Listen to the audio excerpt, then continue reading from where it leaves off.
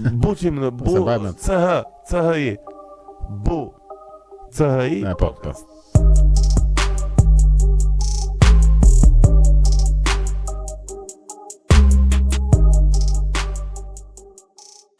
Avokat, përshëndetje dhe faleminderit që zgjodhe, gjete kohën, mundsove kohën ti jesh në Buçi podcast si fillim. Është kënaqësi sinqerisht që jam këtë komunikim me ju dhe urojmë takimi vazhdimisht. Shpresoj. Shiko, këtë episod do mundohem të prek shumë gjëra, domethënë, sepse jam vetë shumë kurioz, por që normalisht edhe për të ardhmen do kisha shumë dëshirë që të komunikoni përsëri për të, le të themi, për të shigjetuar disa tematika më në brendësi.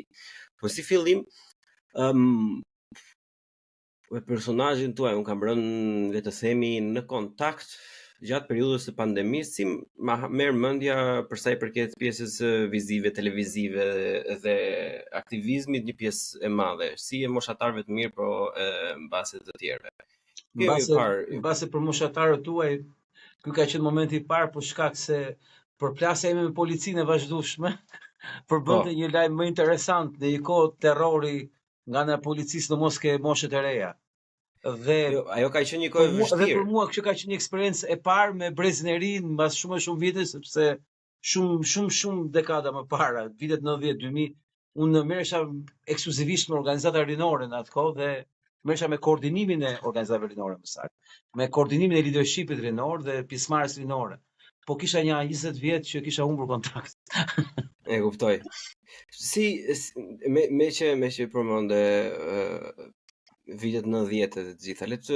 Do doja domethënë për ne, sepse edhe unë nuk e di shumë atë, siç i themi në fjalën e bukur shqipe, background, në formimin tuaj, domethënë se si ka qenë më përpara, si ka qenë eksperienca domethënë që prej diplomimit tuaj që keni kryer diplomimin me meritat e tuaja për avokat dhe më pas me këto nismat që keni ndërmarrë si koordinime, si aktivizëm, apo si kjo aktivizmi tash kohë të fundit ka marrë dhe një lloj konotacioni pak negativ, por që në fakt është një gjë shumë neutrale. Tani është punë. Atëherë nuk ishte punë, ishte angazhim. Sot është punë. Domethënë ti do bësh diçka dhe do paguhesh për këtë gjë dhe aktivizmi do të varet edhe nga sasia e parave në treg. Domethënë sot është punë. Dikur nuk ishte e tillë, ishte madje konsiderohesh pak donkishoteske si lloj gjëje dhe ishte vështirë që të kuptohesh. Flasim këtu në vitet 90, më kupton kur Shqipëria vinte nga komunizmi që punë vullnetare kishte detyrueshme dhe kur ti vazhdoi vullnetarizmin duket sikur ishte mbrapa kohës, siç ne ti me këtë punë do të merresh me një gjë tjetër, po në fakt unë në atë kohë merresha me biznes, merresha me angazhim akademik, po merresha edhe me aktivizëm, sepse mendoja se më përshtatej shumë edhe me dëshirat, por edhe me mënyrën se si unë e shifsha realitetin atë kohë dhe si mund të angazhohesha. Po në lidhje me shkollimin tim, do thoya që unë kam nisur shkollën në vitin 88 dhe kam përfunduar në vitin 97. Kam bërë 9 vjet shkollë, kam bërë 3 studime të ndryshme universitare, të lidhura me njëra tjetrën disi. E kam nisur me filozofinë, e kam vazhduar me punën sociale dhe njëkohësisht me juridikun dhe kam përfunduar juridikun në vitin 97. Në këto 3 shkolla mësova asgjë. Domethënë mora nota shumë të mira, po me thënë të drejtën, shumë vite më vonë kam studiuar për llogaritë time dhe mësova për vërtetë. Po në shkollë, me thënë të drejtën, ndonjë pedagog bënte diferencë që isha shumë i përfshirë në atë pjesë që ai ishte si thosh me cilësi të lartë, po me thënë drejtën shkollat që kam ndjekur unë në atë kohë ishin shumë të mira se sot, po unë nuk kam mësuar gjë nga ato shkolla. Dhe kam mësuar vite më vonë që s'kisha mësuar asgjë fare, edhe mbas kisha studiuar vetë kur erdhi koha pandemisë, sepse gjithçka që lexova nga momenti kur filloi pandemia deri më sot më ka rrëzuar gjithçka që kam mësuar në jetë, gjithçka. Domethënë, gjithë leximet e jetës më kanë shërbyer edhe sot e kësaj dite, por tash i lexoj mbrapsht. Sepse ishin një tip të gënjeshtra. Unë kam pasur një profesor kur kam qenë në shkollë, akoma kam studiuar inxhinieri ndërtimi, Mike Schleich është inxhinier i njohur mbar botën edhe pse ishte një nga 3 profesorët që doje ta dëgjoje, edhe vetë thoshte të dashur nxënës, universiteti ju mëson thjesht të mësoni, nuk mëson asnjë gjë tjetër. Çdo gjë tjetër do ta mësoni vetë. I the gjitha. Kaq është, unë kam mësuar nga shkolla vetëm si të mësoj, po për të mësuar gjë aty s'kam mësuar gjë. Vite më vonë kam mësuar, por pastaj kuptova që më kishin gënjur, më kishin mashtruar. Në çdo rresht që kisha lexuar ishte një gënjeshtër e madhe, sepse me dy fjalë do thoja që gjithë historia, gjithë letërsia, gjithë kultura, gjithçka që ne na jepet sot, ose më saktë që nga vitet 90 që hapet Shqipëria, po që në vitet 80 që unë kisha një moshë që nga 10 vjeç që mund të lexoja libra tamam me fjalë. Mësova që ishte një mashtrim i madh, ku ishte përcaktuar se çfarë duhet lexojmë, çfarë duhet të dimë dhe çfarë duhet mendojmë. Ndërkohë që e vërteta ishte thjesht një mashtrim i fituesve ndaj të mundurve. Ndërkohë kam 4 vjet që ekskluzivisht përpiqem të lexoj të mundurit, sepse këtë mundurit duke njohur se ç'thojnë të fituesit, mund gjej ekuilibrin midis të mundurve dhe fituesve se çfarë ka të vërtetë. Rasti më tipik është i Gjermanisë. Gjithçka që lexoj për Gjermaninë e lexoj me të qeshur për faktin se është një gënjeshtër. Është historia e fitimtarëve dhe gjermanët janë të mundurit. Historia e fitimtarëve është një rrenë e madhe dhe unë mundon të lexoj nga historia të mundurve për të krijuar një ekuilibër në veten time për të kuptuar diçka, po sinqerisht sa kam lexuar në jetë pak njerëz ke takuar, por mendoj që ajo që kam mësuar më shumë është që unë nuk di asgjë. Ajo është më e bukur. Oka, si fillim tek pjesa që mbas duke studiuar dhe duke punuar deri diku, domethënë, ke bërë dhe aktivizmi. Me çfarë merresh konkretisht në ato kohë? Se ka qenë kohë të vështira, ka qenë goxha barbare, le të themi domethënë. Lidhet me një eksperiencë time në Gjermani në vitin 1994. Po. Në vitin 94 bëhem pjesë e një programi fantastik, quhet programi Eksperiment, ishte program 2 javor që ne nga lindja të vinim në Gjermani të shikonim në formë turistike dhe me takime, komunikime, marrje eksperience. Pra dhe quhet programi Eksperiment, se si ishte diferenca midis lindjes dhe perëndimit në Gjermani. Është një eksperiencë që unë e kujtoj gjithmonë, që në atë kohë unë nuk kam ardhur në Gjermani përveç në situate periferike kështu, të shkurtër, dhe më ka mjaftuar si një eksperiencë shumë e bukur sepse takova Këshillin Rinor Gjerman, i cili ishte një organizat ombrelle shoqatave rinore gjermane. Shoqatat gjermane në atë kohë ishin më të fuqishmet në Europë dhe më masive dhe më të organizuarat, është pjesë e kulturës gjermane kjo gjë. Dhe aty erdha në Shqipëri me atë eksperiencë dhe ndërtuam në Shqipëri një strukturë të ngjashme quhet Këshilli Rinor Shqiptar. E kisha filluar me një shoqat në vitin 92, shoqata e sociologëve Universiteti Shqiptar, ku e kishim themeluar bashkë një grup shokësh e mish në universitet me formimet jo thjesht ekskluzivitet sociologjik, po në fushën e shkencave sociale. Dhe patëm një aktivitet shumë interesant në 92-94 në këtë shoqat, duke bërë gjithçka të mundshme që mund të imagjinohet. Dhe pastaj kuptova që roli im mund të ishte më funksional dhe më i dobishëm dhe më i këndshëm dhe edhe më afër pikpamjeve të mia dhe mënyrës se unë e shifsha veten time në formën e një koordinimi organizatash, siç ishte Këshilli Rinor Gjerman. Dhe që nga viti 94 deri në vitin 2005 jam marrë ekskluzivisht me koordinimin e organizatave rinore dhe lidershipit rinor. Këshilli Rinor ishte koncepti një organizate ombrell, shoqatash rinore, të cilat si thosh kjo organizata e madhe duhet të ndihmonte ato që të fuqizoheshin dhe të krijonte një politikë rinore në Shqipëri. Ishte një politikë rinore, ishte themeli i krijimit të lidershipit rinor. Pra të ndihmoje të rinj, të inkurajoje të rinjt nëpërmjet trajnimeve, organizimit, mësimit, bashkëpunimit, se si ata të bëheshin liderat e ardhshëm të Shqipërisë. Më ka shijuar shumë ajo eksperiencë, ishte afër koncepteve të mia dhe është një nga momentet e bukura të jetës time, por do thoja që periudha 92-94 kur e nisëm këtë punë, më dha mundësinë që të eksperimentoja të gjitha llojet e aktivitetit. Kur vjen nga komunizmi është tjetër gjë, kur vjen nga diktatura është tjetër gjë, nga e sotmja, po në atë kohë çdo gjë përcaktonte shteti dhe partia, ndërsa ti vetë mund të shpiket çdo gjë që të kapte fantazia jote dhe mund të realizoje. Për shembull, të realizoj një koncert muzikës klasike.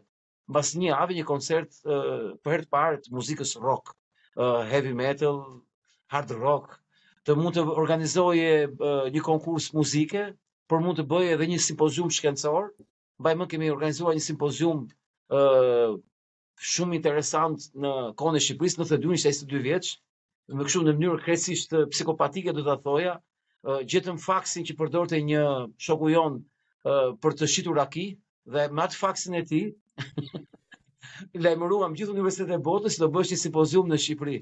Morëm një libër ke rektorati, që kishte adresa akademike sociologjike, universitete, institute etj. Edhe i bombarduam me një faks standard qëndroni vetëm kokën dhe nga faksi i Iraklis njoftuam gjithë botën dhe u bë një simpozium Tiranë 2 ditor ke Pallati i Kongreseve që s'është bërë ndonjëherë, filozofia, etika, mendimi sociologjik në shoqëritë postdiktatoriale. Erdhën pedagogë Amerika, nga Franca, nga Italia, gjithë departamenti i Kosovës i shkencave sociale, gjithë intelektualët e Shqipërisë. Ishte 2 ditë me nga 4 seanca në ditë, përkthimi simultan në anglisht, frëngjisht, italisht. Përkthyes ishin kokat e departamenteve të gjuhëve të huaja të Shqipërisë, ishte një gjë kështu spektakolare. Edhe ishte thjesht një iniciativë që 2 njerëz ulen, diskutojnë, i thënë sa të tjerëve, edhe hajde bëjmë, kupton, as para as gjë. I gjetëm kështu, gjej një sallë këtu, gjej një gjë atje, bëj një gjë kështu.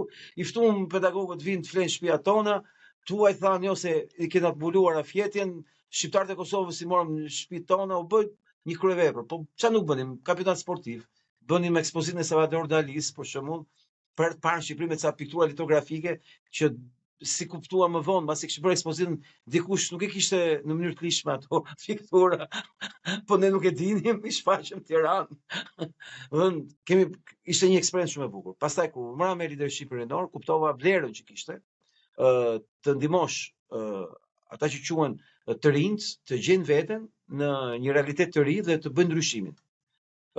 Eksperienca ime zgjati rreth 11 vjet në këtë organizim dhe angazhim, ndërkohë që unë merresha edhe me punë tjera, isha pedagog i sociologjisë në fakultetin ekonomik, merresha me si thosh punët e shoqatës time, kishim një biznes familjar me cilën si thosh nxjerrja edhe të ardhurat.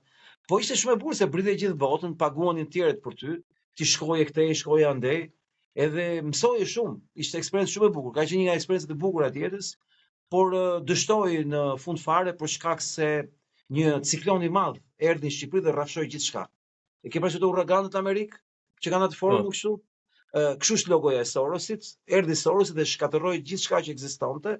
Më dole fiks në temë. Tani, duke me që nisë duke më treguar të gjithë këtë bukurinë, të gjithë rrugëtimin, këto gjëra të bukura, me koncerte, me ekspozita, bisedime, bashkëbisedime shkencore, akademike etj. Dhe ne pastaj si të vegjël, sepse kur ti ke mbaruar universitetin ose shkollën e tretë, më thënë unë sapo kam qenë 1 vjeç. Kështu që është një diferencë goxha e madhe.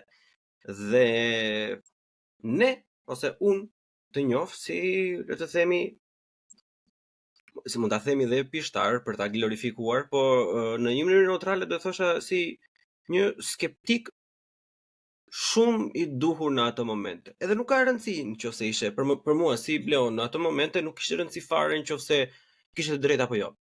S'kishte rëndësi fare. Kjo ishte gjë më pak e rëndësishme. Për mua ishte më rëndësishme që demokraci duhet të kenë zë të gjithë, nuk ka rëndësi kush ka të drejtë, atë gjykon publiku, po duhet të kesh mundësinë që të kesh mendim konkurrues, edhe të gabuar. Pikërisht. Edhe unë këtë, nga që gjithmonë kam qenë edhe vetë që prej fëmijë kam qenë shumë trazavat, shumë cicmic, që nuk më mbushej mendja kollaj, edhe më tërhiqte pak ajo ideja në fillim që dalem valla se okay, është ashtu siç është. E zëm se është ashtu siç është. Tani lëre valla të bëj gabim, sa ai po e bën gabimin, nuk po e bën ti, domethënë pse është kaq problematike që dikush të thojë diçka sa do të gabuar. Unë fundamentalisht besoj që nëse një njeri ka një fakti që ti bën një podcast, vërtetove atë që ke qenë i vogël. Që skepticizmin. Nuk bën podcast dikush që s'është skeptik. Se s'ka arsye. Jo, do të kuptoj ajo. Një alternativë i skepticizmit, po vetë si ka lindur si koncept fjala podcast. Po. Ideja e gjithë kësaj ishte se ishte një lloj periudhe, domethënë që pavarësisht unë jam i bindur që tashmë pavarësisht se nuk e thon, sepse ndihen keq tani shumica e atyre që mbronin doktrinën e shtruar, domethënë. Mendoj se tani e kanë kuptuar të gjithë që mungesa edhe shtypja e debatit publik sado i gabuar dhe ritheksoj për të gjithë ata që sado i gabuar të jetë mungesa e debatit publik ka qenë një nga gjërat më makabre që kanë ndodhur në historinë e njerëzimit, që ne si shqiptar ose rasti këtu si gjerman për shembull nuk i falet fare, duke pasur që ne jemi akoma, le të themi, relativisht të freskët nga komunizmi dhe shtypja e fjalës, edhe gjermanët kanë provuar se çfarë do të thotë të ndjekësh një ideal, domethënë pa bërë pyetje. Kështu që ishte, le të themi, një lloj distopie, një lloj gjëje shumë surreale, domethënë të kupton që të thojë që shiko se do presë edhe pak sa ta bëj atë vaksinën. Dalë valla të bëj një dy tjerë. Ke parasysh, do thosh që jo se ti je shumë radikal dhe pikërisht ka qenë një nga fjalët që juve, jo vetëm si avokat Altin Koxhaj, por bashkëpunëtorët tuaj apo le të themi kolegë etj janë cituar gjatë gjithë kohës si radikal. Se është një çik karamele kjo për të gjitha mediat e tjera që janë radikal, janë persona të rrezikshëm. Një nga arsyet që thash që parë që na kanë treguar gënjeshtra vazhdimisht lidhet me mënyrën se si kanë ndërtuar gjuhën. Fjala radikal është një fjalë e shpikur nga ky network globalist vite më parë për të stigmatizuar njerëzit skeptik. Dhe pastaj për të përdorur këtë logjikën e fjalës radikal për të shpikur terma izmash, radikal i djathtë, radikal në shkencë, radikal këtu, radikal. Në fakt, e vërteta është që njerëzit duhet të kenë pikpamje të ndryshme, po duhet të kenë dhe ideologji të ndryshme dhe kjo e bën atë pluralitetin. Por e vërteta është që e majta, e cila në këndvështrimin tim globalizmi është gjëja më radikale ndodhur ndonjëherë në historinë e njerëzimit, në mënyrën se si ka lëvizur kaq fuqishëm nga disa standarde deri disa standardeve që unë i quaj radikale dhe detyruan ata që dush për ta bërë veten normale, ata të na bëjnë radikal duke na shtyrë. Elon Musk ka një shprehje shumë të bukur që thotë që unë vetë thotë e kam identifikuar gjithmonë veten time si liberal. Por erdhi një ditë thoshte që e majta lëvizte kaq shumë ekstremisht majta sa unë ndjeva veten djathtas. Po jo se unë lëvizën ata e shumë sa u zhvendosa unë si një drejtës. Koncepti i fjalës radikal është një stigmatizim që ata i bëjnë tjetrit për ta bërë mendimin e tij që të duket pak ekstrem. Në fakt, unë besoj që fjalët dhe pikpamjet tona të kohës pandemisë kanë qenë gjërat më normale, po ishte aq normale shoqëria që duhet na stigmatizonte ne si anormal, sepse nuk ishte ndodhur ndonjëherë në historinë e njerëzimit që të ndodhin ato që ndodhen atë kohë, që ti thoni njerëzve, do bësh vaksinën megjithëse se ke kaluar virusin. Më fal, ka një shkëputje pak interneti. Patë nuk ka problem. Okej. Në atë kohë ndodhen sa gjëra çuditshme. Si mund t'i thosh njerëzve, ti ke kaluar një virus, po do bësh dhe një vaksinë. Po fal, po kalova virusin, shkuptim ka vaksina. Se virusi prodhon antikorpe. Vaksina është për krijuar antikorpe. Po ç'i duan antikorpet artificiale, kur I kam natyrale që janë shumë më të forta. Dhe shkenca ka vërtetuar këtë gjë. Po pra, po këtë thoshin mjekët. Këtë thoshin njerëzit që na kanë mësuar. Pse I thoshin mjekët avokat? Kjo është pyetja ime. Të lëm veten tonë më njan. Këta individ të tjerë që mbrojnë. Çdo lloj tezash, tip nuk e di. Domethënë ku I çon drejti valla? E kupton që të vijë një moment që të thuajnë që unë e di.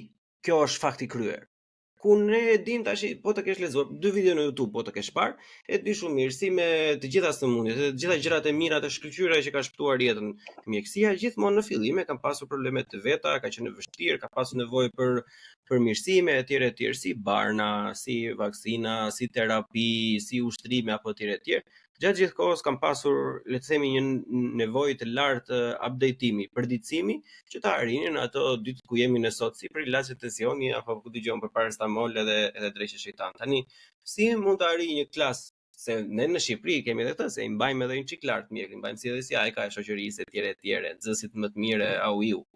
Edhe si ka mundësi që të njëjtë individ, domethënë, janë të gjithë, nuk ka asnjë nga këta që thot kundër, janë të gjithë shtiz, domethënë. Si? Unë shpresoj, si vjen? Unë shpresoj shumë që në bëjë ti podcast ata që do ta ndjekin, tu ngacmojnë pak nervin që ti bëjmë të lexojmë sa gjëra që unë do t'i rekomandoj sot. Nuk janë shumë. Mjekët janë viktimat më të mëdha të makinës kafkiane ku si tu shtypsi është dhe I shtypur. Është shtypës dhe I shtypur sepse mjekët që bën bla bla për vaksinat janë të gjithë të vaksinuar, madje kanë vaksinuar dhe fëmijët e tyre. Dhe kur ta kuptojnë sepse u ka ndodhur kjo gjë, do të vënë duart në kokë, po do jetë vonë për pasojat që kanë shkaktuar të tjerëve dhe vetes tyre, por të shpresojmë që do fillojnë të hapin horizontin dhe të fillojnë të kuptojnë se çfarë ka ndodhur me ta. Historia fillon në vitin 1907. Me mjekët. Mjekët nuk e dinë çfarë ka ndodhur në 1907 dhe janë viktima të 1907-s. Në 1907 në Amerikë, Rockefeller Foundation krijon një organizatë amerikane që quhet Shoqata e Mjekëve Amerikanë, që u bë fillesa e gjithë shoqatave profesionale të botës, në kuptimin amerikan të fjalës. Kjo organizatë e Shoqata e Mjekëve Amerikanë ishte e financuar nga industria farmaceutike e re që po ndërtonte Rockefeller. Dhe hapi i parë që bëri Shoqata e Mjekëve Amerikanë ishte përgatitja e një raporti që quhet Flexi Report. Flexi Report bënte vlerësimin e universiteteve amerikane të mjekësisë të asaj kohe. Dhe sipas Rockefellerit, i vetmi universitet që duhet merret si model, ishte një universitet që financonte vetë Rockefelleri, që ishte Hopkins University. Dhe në Hopkins University ishte ndërtuar një standard që bazohej tek farmacia e këtij Rockefellerit. Në këtë raport konsiderohej që 150 universitete amerikane duhet mbylleshin urgjentisht dhe 150 të tjera duhet të mbjetonin vetëm në qoftë se merrin modelin e Hopkins University. Dhe paratë e Rockefellerit blen Kongresit Amerikan, blen këtë shoqatë mjekësie, mjekët që i vunë po këta vetë, dhe i vunë universitetet amerikane të mjekësisë përballë faktit o do të mbylleshin o do të Rockefellerizoheshin. Pra, do bëshin pjesë e agjendës së Big Pharmës në të ardhmen, e konceptit farmaceutik. Pra, ideja ka qenë që deri në atë vit, farmacia ishte funksion të mjekësisë. Në atë vit me raportin Flexi, mjekësia u vënë funksion të farmacisë, pra të biznesit farmaceutik. Në këtë shkollë u vra e gjithë mjekësia historike e botës. Në këtë universitet u ndërtua një mjekësi e re që bazohej tek kimikatet, që bazohej ke ilaçet, pilulat, që bazohej te teknikat mjekësore, që bazohej ke industria e farmacisë dhe teknologjisë mjekësore. Dhe e gjithë mjekësia tradicionale botërore që kishte mijëra vjet që kultivohej, ku mjekët trashëgonin një histori të pafund me dijesh, ku sot nuk ekzistojnë më, se i kanë zhdukur, dhe unë sfidoj të gjithë ata që na ndjekin që të kërkojnë në internet fotografi bibliotekash të para 200 vjetëve, të para 300 vjetëve, të para 400 vjetëve, të para 500 vjetëve, se sa të mëdha ishin dhe sa shumë libra kishin dhe ku janë këto libra që nuk janë më. Bibliotekat e viteve 800, 700 janë shumë të mëdha. Në atë kohë bëshin libra të jashtëzakonshëm, në atë kohë shkruante Leibnizi, shkruante Spinoza, shkruanin John Locke, shkruanin kokat e mëdha që ne na kanë lejuar t'i lexojmë, por dhe shumë të tjerë që ne s'na lejon t'i lexojmë, sepse bota ka qenë shumë e kulturuar, kurse bota e sotme është bota e idiokracisë dhe idiotizimit dhe debilizimit. Niveli i njeriu të sotëm të shekullit 21 është shumë herë më i ulët në kuptimin e aftësisë intelektuale dhe kulturës intelektuale se i para 150 vjetëve. Jo në masivitet, kuptohet, në kuptimin po flasim për klasën, po, okay. Njerëz shkolluar. Po, e kuptoj. Dhe masivizimi i shkollës është po pjesë e agjendës Rockefeller dhe mjekësia ishte viktima e parë, por dhe armiku i parë i njerëzimit. Pse? Sepse brez pas brezi shkollat akademike të Rockefellerizuara në Amerikë, deri në vitin 45 në Evropë, se pastaj erdhën në Evropë ato shkolla, ndërtuan breza intelektuale akademik mjekësisë dhe shkolla mjekësie dhe kategori profesionale mjekësie të bazuara në këtë lloj standardi. Dhe mbas brez pas brezi, 20 vjet pas 20 vjet, 20 vjet pas 20 vjet, në 5 breza të mëdhenj 100 vjeçar, pra, mjekësia humbi kuptimin e historik sepse nuk e dinte ç'kishte ndodhur me të dhe të gjithë lexonin librat e atyre para si në një flusë të madhe. Dhe u ndërtua standardi i vaksinave si shpëtim mjekësor. Ndërkohë që vaksinat janë pjesë e një ideologjie në botën e mjekësisë që nuk ka lejuar oponencën që të veprojë për të bërë vlerësimin e tyre, sepse asgjësohesh, eliminohesh kushdo që guxonte dhe vite ndryshim për shkak se vaksinimi është një nga pikat bazë të kësaj agjende mjekësore të Rockefellerit në Amerikë, që e solli në Evropë pasi u pushtua Evropa nga forcat aleate, nga Amerika në këtë rast, e cila kishte një bashkëpunëtor shumë të ngushtë që në vitet 20 me Rusin, Bashkimin Sovjetik, jo Rusi, por Bashkimin Sovjetik. Është abisme kjo që do të them, por standardi mjekësor amerikan i Rockefellerit, hapi i parë që ushtri në një vend fuqishëm dhe të madh ishte Bashkimi Sovjetik në 120. Dhe Amerika dhe Bashkimi Sovjetik, ndryshe që na kanë gënjur nëpër librat e historisë, kanë qenë aleat jashtëzakonshëm ekonomik në vitin 1920 deri 1929 dhe vazhdoi edhe disa vite më vonë dhe u ringjall në kohën e luftës së dytë botërore. I gjithë socializmi i Bashkimit Sovjetik ishte një ideologji si thosh fabianiste e ndërtuar në Angli në vitin 1885 që është shoqëria Fabian. sfidoj këdo të futet në internet, të lexojë në Ma Wikipedia. elaboro pak të shoqërim Fabian. Po, mund të futet kushdo në Wikipedia, në të shkruaj shoqëria Fabian dhe të lexojë historinë e saj. Dhe ato ndërtuan një universitet të Tyrin, zyrtarisht, që është një nga universitetet bazë të ideologjisë fabianiste në botë, që quhet London School of Economics, një nga shkollat më të mira në botë sot. Në fakt është një nga shkollat më të mëdha të lavazhit trurit botëror, që përcakton politikat ekonomike të agjendave globaliste.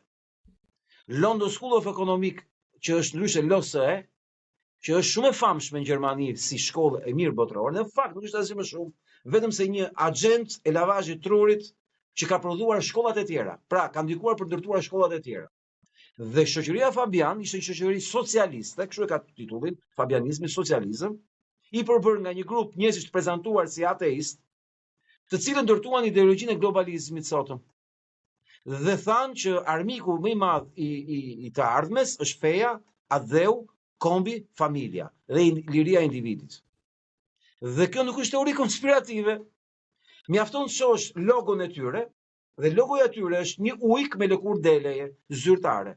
Dhe fjala Fabian vjen nga një udhëheqës i lashtë romak, Fabiani, që prodhon fjalën fabianizëm sot, i cili kishte një strategji lufte që e sulmonte kundërshtarin në pikët e dobta të kundërshtarit dhe jo gjithkohës me njëherë, por pjesë-pjesë, pak nga pak, duke e fituar betejën në një vëmtari, duke gjetur kohën e dur, vendin e dur, pikën e dobët dur kundërshtarit. Dhe këta kanë si ikonën e tyre në shtëpinë e tyre kur futesh në Londër, kanë një si ato të kishave ikonat e mëdha me xham me ngjyra. Këta kanë 3 burra që janë në një kovaçan. Kovaçana ka pozicionin e 3 personave, njëri që lëviz ajrin për të bërë zjarrin, është ajo, si thosh, e madhja, është e membrana, po. Po, se s'di t'ja them emrin. Njëri nga ata ka ato pincat e mëdha që mban objektin metalik, që në mbi kudër, kurse tjetri ka një vare dhe i bie. Pra që kanë.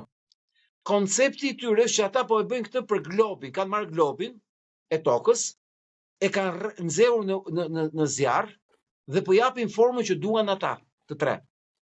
Poshtë tyre janë 6 burra dhe 6 gra që po falen. Poshtë tyre.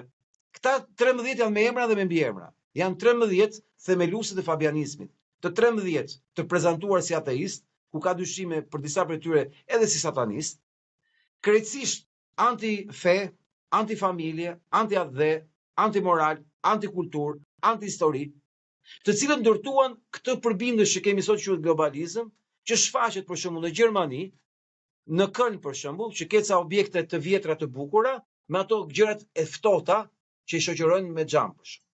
Pra godinat e xhamit, që është kjo monstruozitet betoni dhe xhami dhe hekuri në botë, vran Dresden. Ke prekur në një plag shumë të fortë si inxhinier aty, domethënë, se unë kam në podcastin tim e kam diskutuar diku të 7-8 herë këtë pjesën e vrasjes së të bukurës dhe arkitekturës që thjesht vret shpirtin e njeriu në përditshmëri dhe nuk të lejon. Është projekt.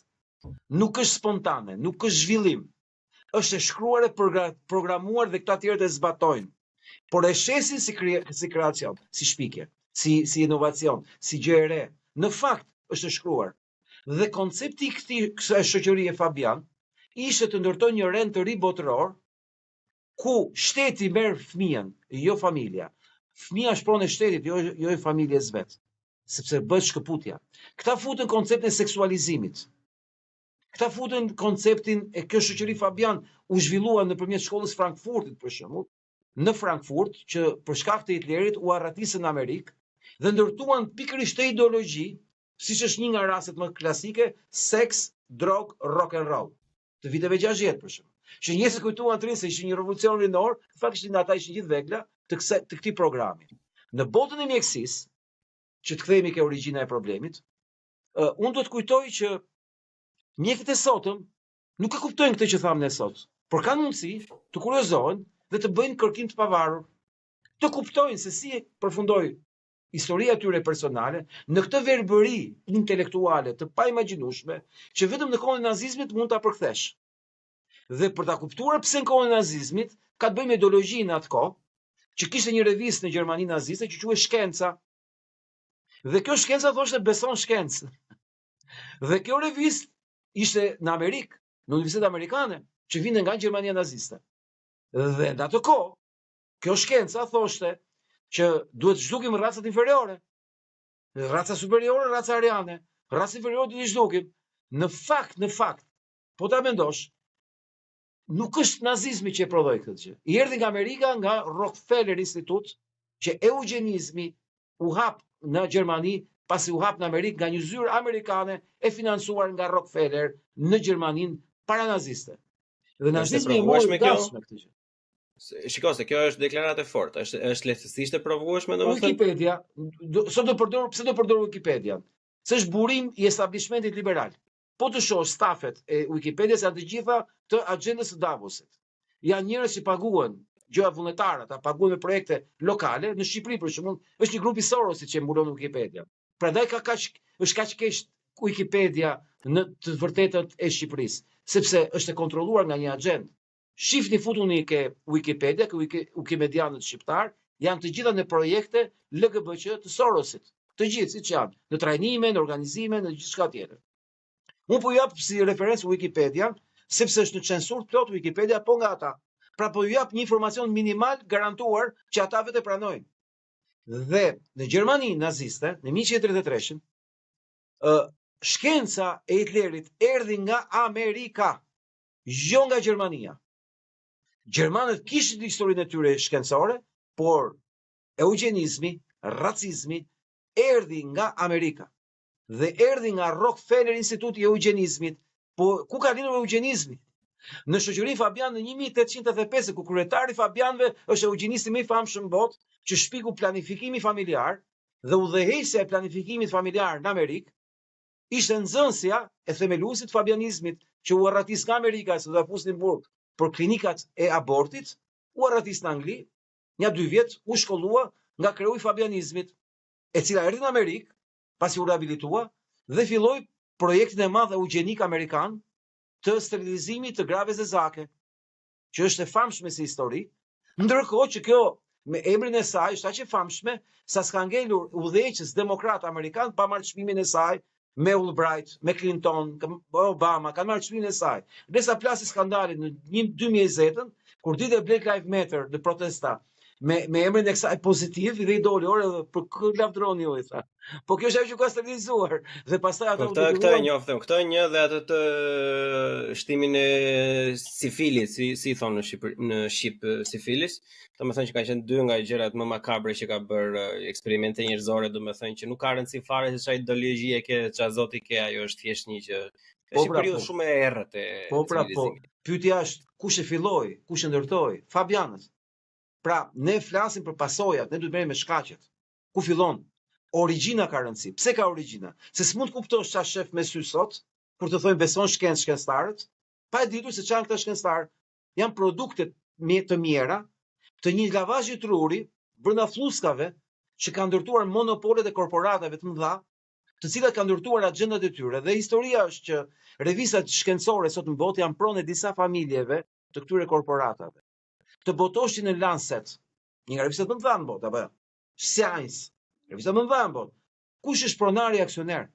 Janë disa korporata, të cilat dhanë, si thosh, fatvën, po e quaj fatva, ke parasysh çfarë është? Dhanë fatvën në 2020, kush guxon dhe thotë që pandemia është pandemi, që thotë që virusi ka dalë nga laboratori kinez dhe jo nga Lakuriçi, kush guxon dhe thotë që vaksina nuk është e mirë, apo duhet dyshojmë për vaksinën, nuk lejohet të botohet përgjithmonë në asnjë media shkencore. Këta ishin pjesë e agjendës.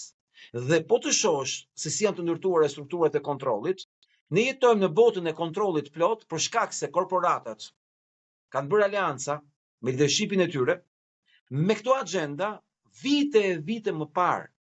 Kjo histori merr formë drejt për drejt për të krijuar rendin e ri botror dhe kontrollin e planifikimit botror të krijimit të shoqërie diktatoriale në vitin 1946 kur themelohet OKB-ja.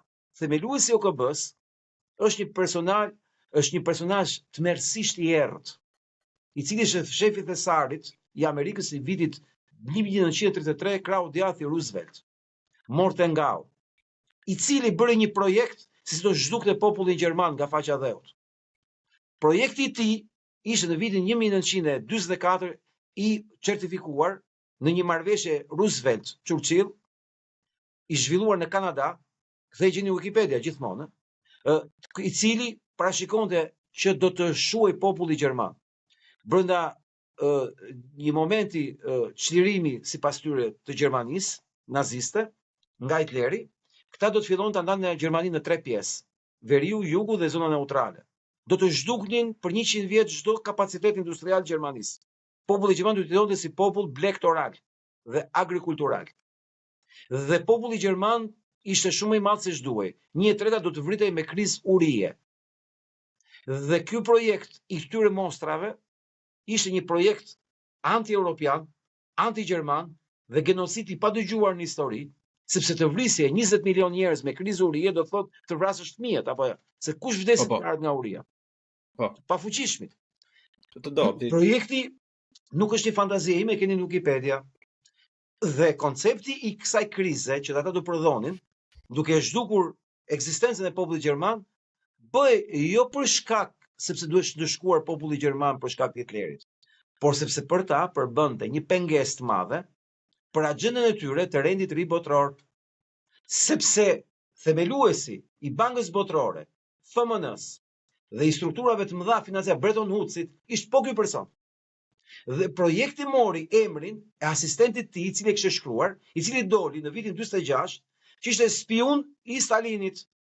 Dhe vrau veten ditën që u zbulua, sepse i gjithë stafi këtyre 133 ishin të gjithë në bashkëpunim të një agjende më të madhe në Bashkimin Sovjetik, në Amerikë, në Evropë, ose më saktë në City of London. Jo në Angli, po City of London. Jo në Londër, po në City of London. I ke dëgjuar në fjalën City of London? Po. Bile sot kam parë një fjalim të si ka i greku që ka pasur Detmir Bushati, Varoufakis. Ai po fliste pak pra. Unë nuk i kam qejf ta City of London ka 800 vjet histori. Është qyteti i bankave, qyteti i korporatave, i cili ka pushtuar botën nëpërmjet përdorimit ushtarëve britanik, derisa krijoi ushtrinë e vet në vitin 1780 me 1 milion ushtar, që ne kujtojmë si ushtar anglez. Në fakt ishin ushtarët e East India Company, e cila ishte ushtria e parë korporative në botë. Pra një korporate private.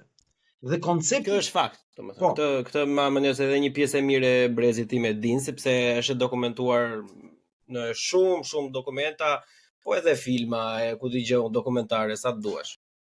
Pra, këta kishin një projekt, si thush, genocidi, ky është koncepti i tyre që kanë mbi botën, genocid, madje një nga leadershipi i tyre, i kësaj agjende, bëri një libër në vitin 1942 se si do të tridhet populli gjerman, si do të sterilizohet 100% populli gjerman. Dhe ky standard u mor edhe nga Mortengau kur bëri projektin e tij të përbindshëm dhe filloi këtë duke zhdukur nga faqja dhe me krime kundër njerëzimit, Dresdenin, Munihun, që ishin shfarosje masive pa qëllime strategjike ushtarake. Po ashtu po këta ishin edhe të bombave atomike në Hiroshima dhe Nagasaki, që dihet që janë projekte të cilat ishin krime kundër njerëzimit, të cilat u bën me agent plot, sepse do vendosej rendi ri botror dhe u tregoj forca. Tani çfarë ndodh? Koncepti është që këto agenda kanë ndërtuar mekanizma të shoqërisë globale me rendin ri botror, ku një nga projektet kryesore quhet Bashkimi Evropian.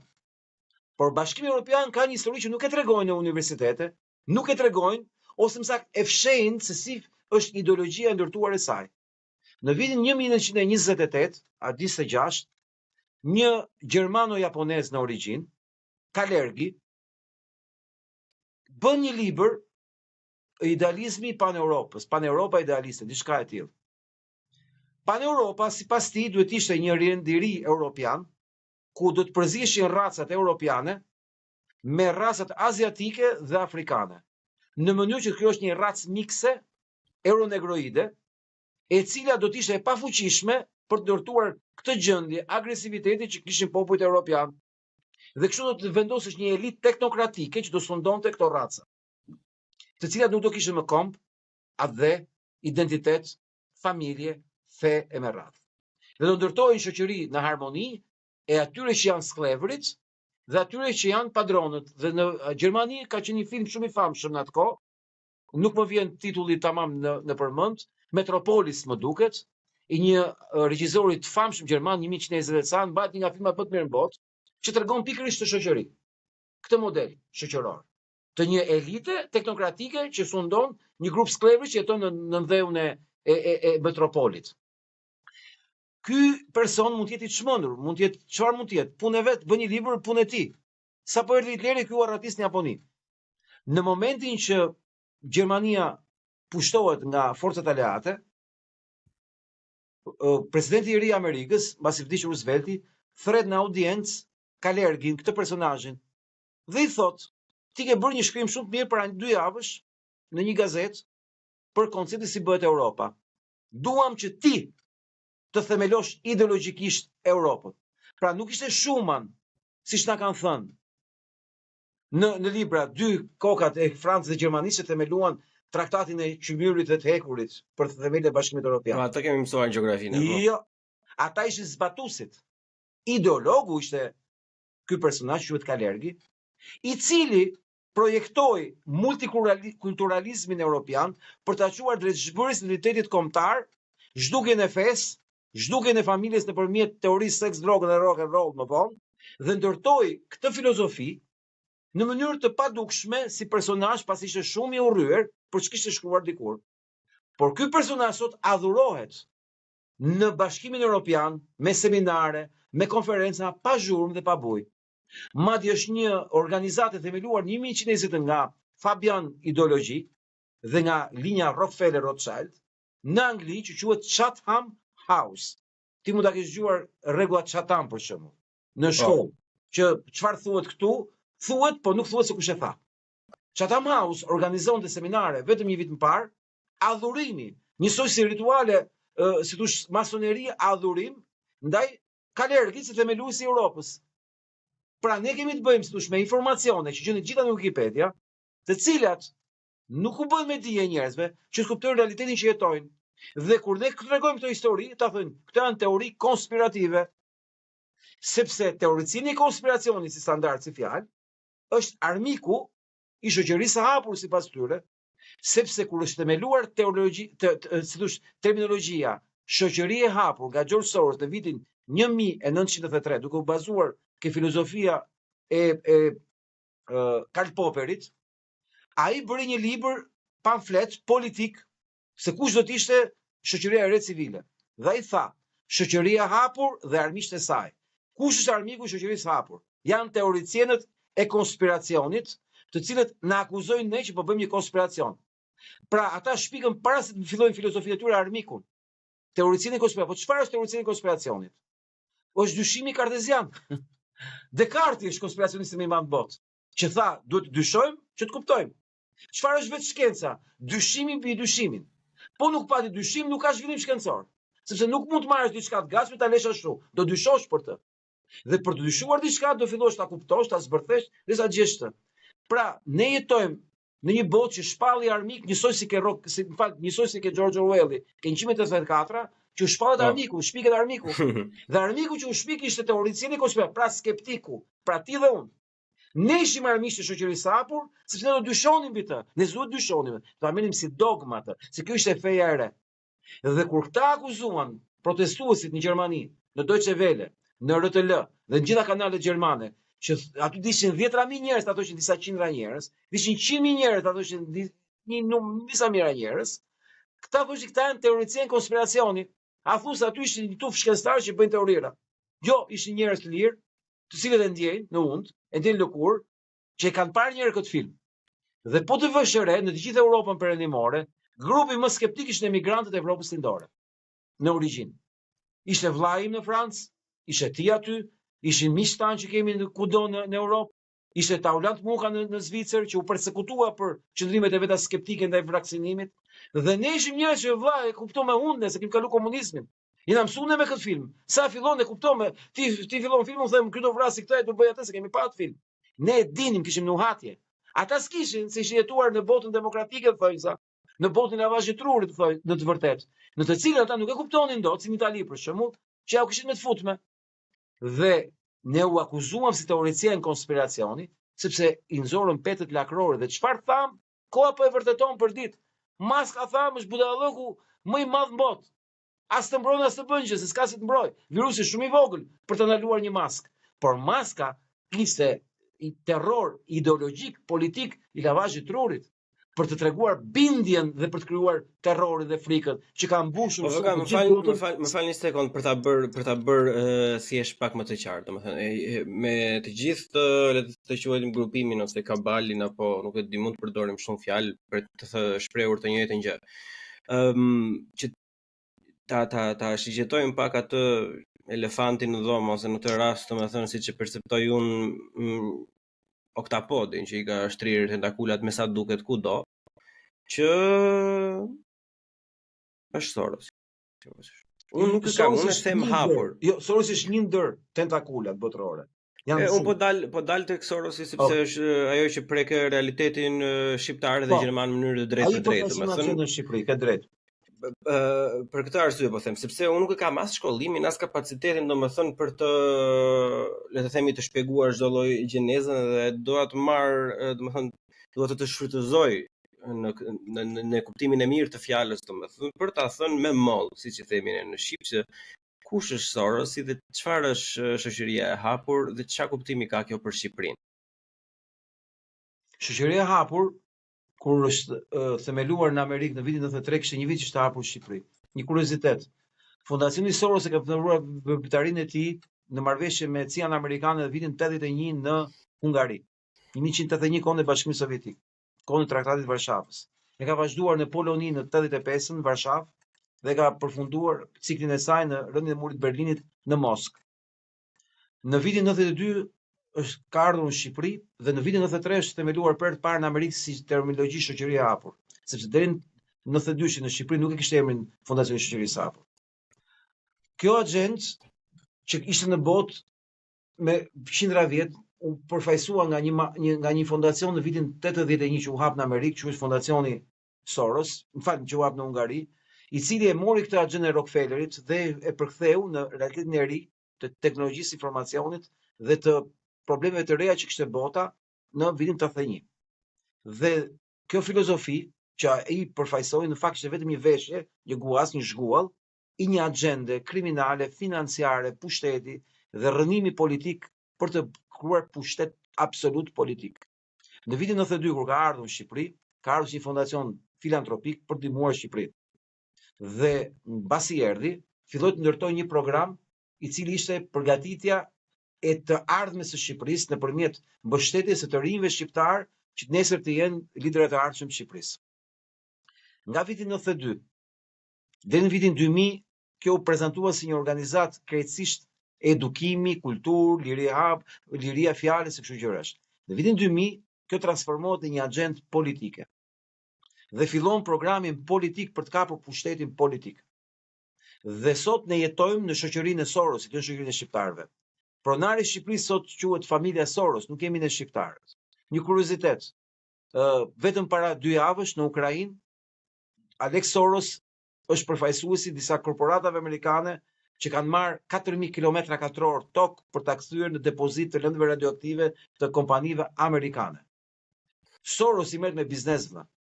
Soros është financier i paras dhe ka ndërtuar fondacionin, ashtu siç kanë dalë shumë analiza sot në Amerikë, sepse filantropia është fshija më e fortë e taksave që ndodh në Amerikë dhe njerëzit që merren me filantropi, korporatat që merren me filantropi në Amerikë, bëjnë një evazion fiskal 5 fish, sepse po të mos bëni filantropi, do paguanin 5 fish taksa, sa që është filantropia. Pra ata fitojnë para nëpërmjet filantropisë.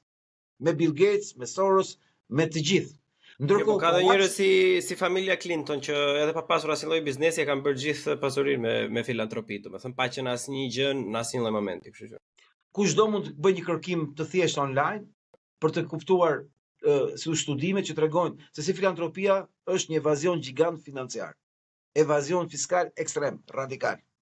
Dhe mbi të gjitha, çfarë është filantropia? Është, si thosh, korrupsioni më i madh politik, sepse përdoret filantropia për të financuar korrupsionin politik, të kapjes së pushteteve, në botë, në vendet e tyre dhe kudo tjetër. Në Shqipëri sot e gjithë klasa politike, majtas dhe djathtas, është e gjitha e kapur nga mafia Soros, klasa politike. Shoqëria civile është e gjitha si thosh mercenarizëm i plot i Sorosit në Shqipëri.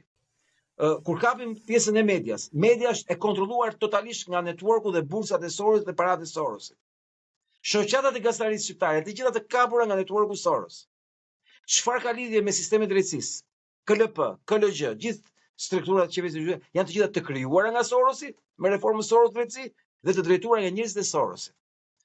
Mund të them që Shqipëria është tamam në oktapodin e plot dhe ne shqiptarët jemi refugjat në vendin tonë, tashmë vendas është mafia Soros, që ka kthyer gjithë të elitë në thonjza apo kast sunduese në administratorët e pasurisë Sorosit Shqipëri, të cilët e shesin dhe e blejnë Shqipërinë, copa, me melonin për shumë marrëveshja me Italinë për emigrantët. Do dalë atje avokat, po shiko, ka vdekur burrat, e thënë shqip, domethënë që se kjo është shumë e frikshme, pavarësisht se domethënë ne po ruajmë gjatë këto cinë dhe po bisedojmë së bashku, domethënë, po ato dy fjalit janë domethënë një nga lajmet më të këqija që mund të dëgjojë një njeri kur i huaj në vendin tënd, domethënë se mirë unë që jam i huaj në vend të huaj është normale, po ti je i huaj në vendin tënd është një tjetër nivel. Pas të futi interneti vetëm një sekond lutem.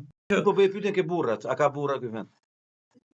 Domethënë që në gjithë këto vite si ka mundësi që nuk doli një që të thë që dale vëlla se nuk do ta japun ty tokën time, tokën e pararësve tanë që ka vdekur edhe janë robtuar etj.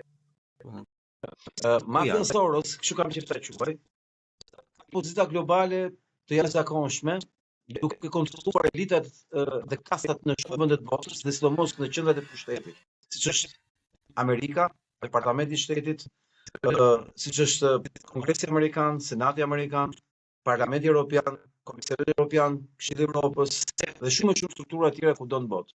Dhe duke qenë se klasa jonë politike ka ardhur në pushtet për shkak të marrëveshjeve me të, apo të produkte, kur janë produkte të tij, ti kupton që ti nuk ke të drejtë as ta thuash të vërtetën tënde. Dhe t'ju jap 3 kuriozitete. Nga viti 2014 deri më sot 10 televizionet më të mëdha në Shqipëri, apo të rëndësishme në Shqipëri, e kanë të ndaluar që të nxjerrin surratin tim të flasin në televizor. 10 televizione për 10 vjetësh. Klan, Top Channel e me radhë.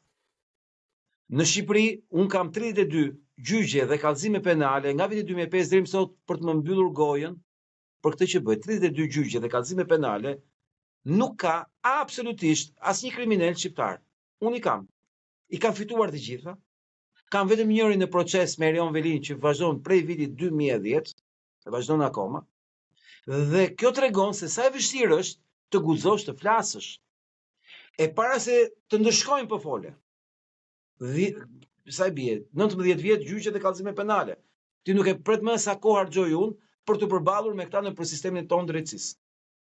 Po mos harro që unë kam ndaluar ta përcjell argumentin tim, sepse kam ndaluar jam censur plot në 10 televizione. Ka raste që unë largohem nga një protest, nga pozicioni, diku 10 minuta që të filmohet, pastaj kthehem prapë se ndryshe si pas protesta, se surrati i mrena aty. Këtë bën Top Channel, Klani, Reporter TV, News 24, këtë e bën Euronews, e bën Klan News, e bën Top News, këtë e bën si në A2, këtë e bën sa të duash media. Më kupton, nuk është diçka kështu që po sa jo, këto janë fakte dhe kushdo mund t'i gjejë në Google apo në YouTube popullit me pak fjalë. Po, edhe elementi i tretë, kurioziteti i tretë që kam është kushdo që ka guxuar të përfshihet të narrativ, ka filluar të ketë ose pasoja ndëshkuese, ose oferta të parezistueshme kompromisi. Jemi shumë pak ne drejtuesit e komunikimit publik flas, që kemi narrativ, të cilët po mbijetojmë dhe po bashkohemi dhe mundohemi të jemi vazhdimisht bashk, pikërisht për të përcjellë. Unë kam rastin një gazetari në Shqipëri që mbasi një nga mendjet më inteligjente dhe më të përgatitur dhe më të kulturuara në fushën e analizës narrative në Shqipëri, që është mjeshtër televiziv, i reportazhit, i lajmit, i regjisë, i skenarit, quhet Armyr Shkurti. Armyr Shkurti është një nga gazetarët më të censuruar në historinë e Shqipërisë, megjithëse është më i vjetri. Të gjitha janë zogj të ri. Ai ka filluar karrierën si gazetar televiziv në vitin 92. Ka qenë drejtor i informacionit të televizionit publik shqiptar, kur kishte vetëm televizion në Shqipëri. Ai është nga njerëzit më të censuruar në Shqipëri. Po pse? Sepse ai filloi të përdor narrativën anti-Soros. Këtu e 10 vjet para. Dhe këtu është shumë e vështirë që njerëzit ta kuptojnë këtë që ne themi, tashmë është bërë pak më e lehtë, po dikur ishte shumë e vështirë, por kur duhet thënë dhe duhet dëgjuar, ne që e thonim, u detyruam shpikëm podcaste në Facebook, se u hap live në Facebook me OBS Studio, me një laptop të thjesht në vitin 2017, që të përcjellim këto të vërteta, se nuk lejohesh thuheshin këto të vërteta. Ishte ndaluar. Njerëzit kanë jetuar në një realitet ku Soros e ka kapur, pa e ditur që Soros ekziston, se ne që e thonim nuk na lejonin që ta thonim. Mua më kanë mbyllur të gjitha faqet. Më kanë mbyllur faqen e jetës time, që kisha hapur që në vitin 2013, pasoi një profili 5 vjeçar, më mbyllën në vitin 2021 me akuzën e narrativës si thosh raciste, sepse nuk ishim dakord vitin afganët në Shqipëri. Kjo nga u mbyll nga një agjenci që është krijuar në Shqipëri nga Fondacioni Soros, që quhet Faktoje.al, si spin-off i organizatave së drejt për drejt nga Sorosi, që ka marrë kontrollin e fact-checking nga Facebooku me kontratë të rregullt në Shqipëri. Ka në kontratë të shkruar të drejtën për të mbyllur faqe, errësuar faqe, si thosh, errësuar postime dhe fut në listën e zezë llogaritë caktuara. Na kanë mbyllur faqe ishte me 35.000 veta. Na mbyllën grupin në vitin 2020, 9 tetor, në fund tetorit, se kishim vënë coverin e Trumpit. Grupi anti-Soros, 24.000 veta grup, 24.000 njerëz në atë grup. Po Shqipëri nuk është shifër e vogël, kupton pse? Që kishin ardhur me dëshirën e tyre, bëshin pjesë të grupit. Shumë. Më mbyllën para 2 ditësh. Llogarin TikTok që kisha që në vitin 2020 kohën e pandemisë që hapëm, me super video, me miliona shikime. Sepse na akuzuan për misinformim dhe si thosh gjuhë hate speech për shkak se nuk jemi dakord me agjendën LGBT për fëmijët në shkolla. Mendo, na e mbyllën për videon që kishim me një pastor. Bëjmë një deturn të vogël, një pauzë të vogël te kjo pjesa, sepse un kam ndjekur aktivitetin e ditëve të fundit dhe kjo është një gjë që është goxha e freskët tash. Që ta them unë që të jetë e dëgjuar. Domethënë, dhe unë po e them si e perceptoj unë. Unë e perceptoj si Altin Goxhaj, si individ, si avokat, si njeri, nuk ka probleme me as urrejtje, as probleme me njerëzit që kanë preferenca ndryshme seksuale, por ka probleme me organizatat. Jo, më fal vetëm se unë sot kam bërë një deklaratë shumë të fortë se kemi bërë kallëzim penal për të mbrojtur komunitetin LGBT nga 12 aktivistë që po i keq përdorin. Komuniteti LGBT është viktima e vërtetë e aktivistëve përfaqësues që nuk përfaqësojnë asgjë, se si ka zgjedh kush, por janë thithësit e miliona eurove në vit për të prodhuar konflikt social kundër tyre, që ata të shtojnë paratë e tyre. Viktimat LGBT nuk vinë nga ne, vinë nga drejtuesit e tyre që po i keq përdorin për të prodhuar narrativ agresive ndaj familjes shqiptare, ndaj fesë, në mënyrë që të ketë reagim dhe këta të shtojnë paratë e tyre në dëm të komunitetit LGBT që nuk i do këto histori. Ata nuk duan, po ti pyesësh, nuk duan që të shkohet në shkollë ke fëmijët e vegjël. Këta i përdorin ata pikërisht për të shtuar paratë, sepse paraqesin të përsekutuar. Dhe janë një grup i vogël, individësh mercenar të Sorosit, të cilët prodhojnë konflikt social kundër komunitetit LGBT, që ta përdorin këtë për shtuar paratë e tyre në emër të tyre. Kaq, këtë bën Soros, ku do në botë, për çdo fushë. Okej, sepse unë mendoj që se dua të them diçka që unë më mendoj se është shumë e rëndësishme.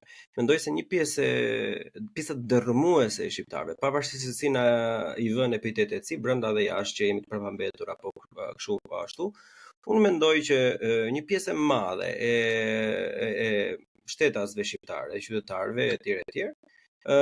Kanë qasjen që ç'pun kam unë me ta, domethënë e thënë në mënyrë me meme, domethënë që ata kanë jetën e tyre, ne kemi jetën tonë, ka pas, ka doket.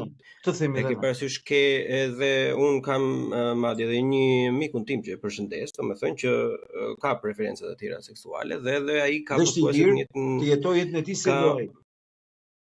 Po, normalisht nuk diskutohet fare. Un vazhdoj edhe mendoj, domethënë që kjo është fakti kryer. Mendoj se çfarë mund të ndodhin bulizim apo problematike nga përditshmëria janë gjëra që do duan një farë lloj kohe, domethënë për të arritur diçka, por unë si individ nuk e besoj që këto le të themi manifestimet apo demonizimet e publikut sikur po ja nxin jetën, domethënë sjellin ndonjë gjë përkundër. Unë mendoj se kjo gjëja thjesht e përçan akoma më shumë. Bile edhe një person që mund të ishte i pa informuar, domethënë që s'ia ka ide fare, në momentin kur targetohet si njëri që po bën keq edhe po diskriminon një grup njerëzish që me shumë mundësi nuk ka pas të bëjë asnjëherë në jetë, ka mundësi të kalojë nga ekstremi tjetër pastaj. E ke parasysh?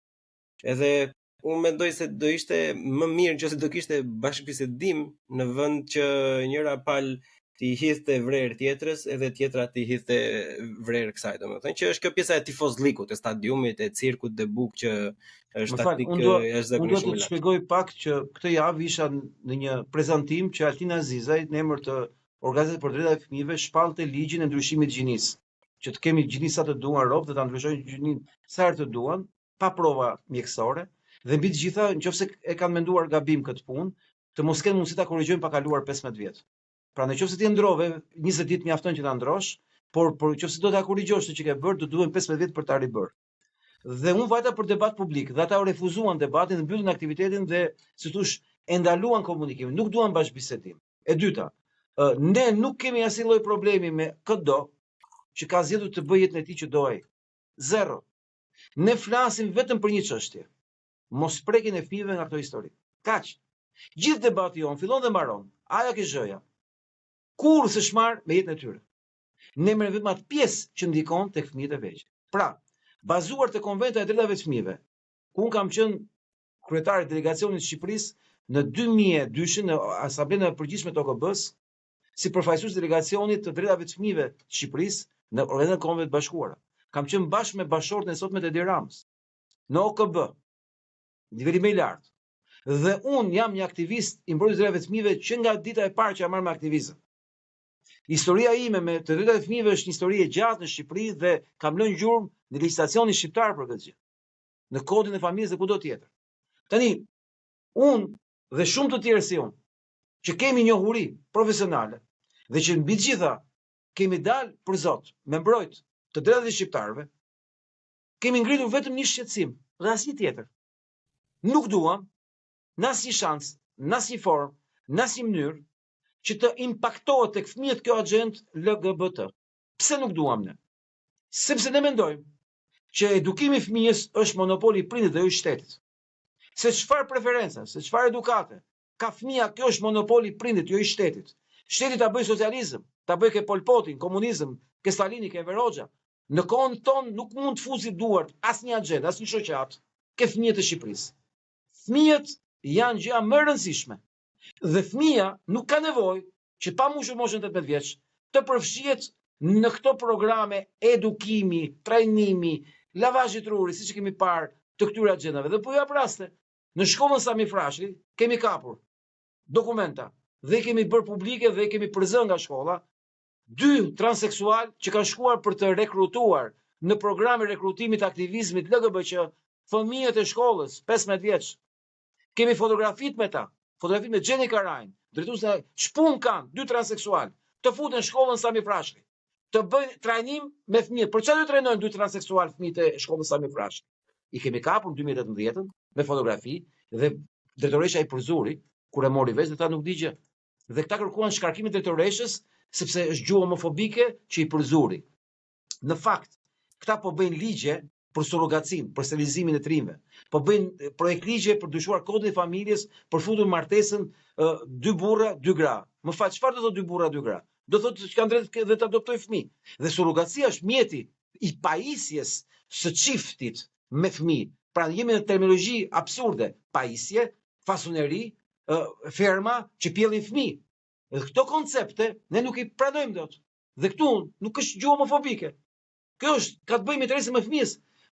Kush po do me ditë se çfarë bëjnë një person me orientim tjetër seksual nga joni, me shpinën e vet, punën e vet, jetën e vet. Bëj çfarë doj valla, bashkëtojmë me këtë doj, gjithë jetës. Por ne nuk jemi dakord që prindi, më fal, që babai dhe mamai zvecojnë me prindi 1, prindi 2 dhe X dhe Y në dokumenta. Jo. Pse? Për çfarë arsye? Kjo është absurditet. Ne duhet të ruajmë modelin tradicional të familjes, që fëmia të edukohet që ka një burr dhe një grua, ka mama dhe baba, që një djalë që Adami dashuron Evën dhe Eva dashuron Adamin. Në qoftë se ky ka një opinion tjetër, ka një sjellje tjetër, ta zgjidhë vetë, se pengon kush. Po jo duke futur këtë gjë, ti vën në dyshim seksualitetin të rinjve shqiptar, vajzave shqiptareve, djemve shqiptar, kur janë në moshën e pubertetit, në moshën 10 vjeç, 11 vjeç, 12 vjeç, 13 vjeç, që kanë konfuzion. Po ka shpjeguar shkenca këtë punë. Fëmia ka dyshime të vazhdueshme, kërkon të informohet. Kur ti e bombardon, që është normale që ai të shkojë mashkulli me mashkullin, ti po inkurajon një paqartësi, një pasiguri. Dhe ne e dim se çfarë ka ndodhur në Kanada dhe në Amerikë dhe në Los Angeles, San Francisco. Ne e dim, u kanë marrë fëmijët prindërve, kujdestarin, sepse prindi s'ka qenë dakord, që fëmia vetë ndroi gjinin, të shkojë dhe i kanë bërë mçeftas prindërve, kanë bërë ndryshimin. Me grupe psikologësh në shkolla duke bërë lavazh. Jo, më ne nuk duam këtë për Shqipërinë. Jemi ne shqiptarët që vendosim drejtë që e mori. Kush që kanë këta që vendos ka për këtë punë? Një grup njerëzish, çfarë po vuajnë gejtë e Shqipërisë për mungesë këtyre gjërave? Zero. Janë 12 individ që po bëjnë biznes të madh duke krijuar këtë përçarje sociale në emër të wokëve luftëtar, të aktivistëve luftues, që në fakt nuk po luftojnë me ne. Në fakt po luftojnë me komitetin e tyre, sepse po ja u bëjnë atyre dëmin duke ekspozuar gay, lesbike, biseksual, njerëz që kanë problemet e tyre, zgjidhjet e tyre, është e drejta e tyre, duke ekspozuar para familjes tyre, fisit tyre, komshive tyre, kolegëve tyre, komunitetit përgjithësi, si njerëz që duan të ngacmojnë me për këto agenda fëmijët të shkolla. Jo, më këta nuk duan. Duan vetëm 12 vet. Po këta 12 vet po bëjnë në Shqipëri, nuk po bëjnë ata të tjerët. Ata po dëmtohen nga këta, sepse shihen me dyshim nga këta. Dhe këta na thonë pse e tregoni ju të vërtetën. Po ne do të themi të vërtetën, se për këtë punë jemi këtu. Do themi që ka një agjend, do themi që ka libra shkolle që i bëjnë lavazh truri fëmijëve, dhe ja ku i kemi kap librat dhe i kemi bllokuar. Kemi nxjerrë me programe. Kemi nxjerrë fotografitë e tyre që shkojnë çojnë transseksual në shkolla. I kemi nxjerrë këto gjëra. Janë fakte, janë prova. Ndërkohë që shoqata e promovimit të këtyre ligjeve ka akses kontrolli në ankesat me telefon seksuale të fëmijëve dhe me internet fëmijëve. Pra fëmijët duhet të ankohen ke kryetari i shoqatës që mbulon të drejtat e gejve në Shqipëri. Dhe s'kemi asnjë rast në 20 vjet telefona, 15 vjet telefon që kanë këta të ankesave për abuzime seksuale të fëmijëve, nuk kemi një rast pedofilie homoseksuale. Kemi vetëm raste pedofilie heteroseksuale. Po ne e dim që pedofilia shfaqet si në heteroseksualizëm, si në homoseksualizëm. Si ka mundësi që ky kontrolli nga një shoqat gejsh e fëmijëve, drejtave të fëmijëve të Shqipërisë, s'ta kanë nxjerrë një rast homoseksual, pedofilie në Shqipëri, por vetëm heteroseksualisht. Do thotë që mund të ketë censur. Do thotë që ky telefon që ka, si thosh, pisllik i madh, sepse i mbroka pedofilët homoseksual. Këtë nuk e dim. Por fakti është fakt. Çpun ka një shoqat gejsh që të mbuloj ankesat seksuale të fëmijëve në shkolla. Kjo nuk është normale. Ne këtë themi. Ku është gjë homofobike këtu? Ne po themi për mbrojtjen e gejve që po ekspozojnë këta, po i vjen këta në ciklet. Pra, arsyeja që ne jemi këtë presion ka të bëjë me drejtues të agjendës, janë 12 ambasador, janë 12 aktivistë dhe janë 12 funksionar të lartë publik Shqipëri, siç është Erion Velia dhe gruaja e tij, që i kapëm ke liçeni duke promovuar rituale satanike, transseksuale me ekskluzivitetin aktivitet për fëmijë.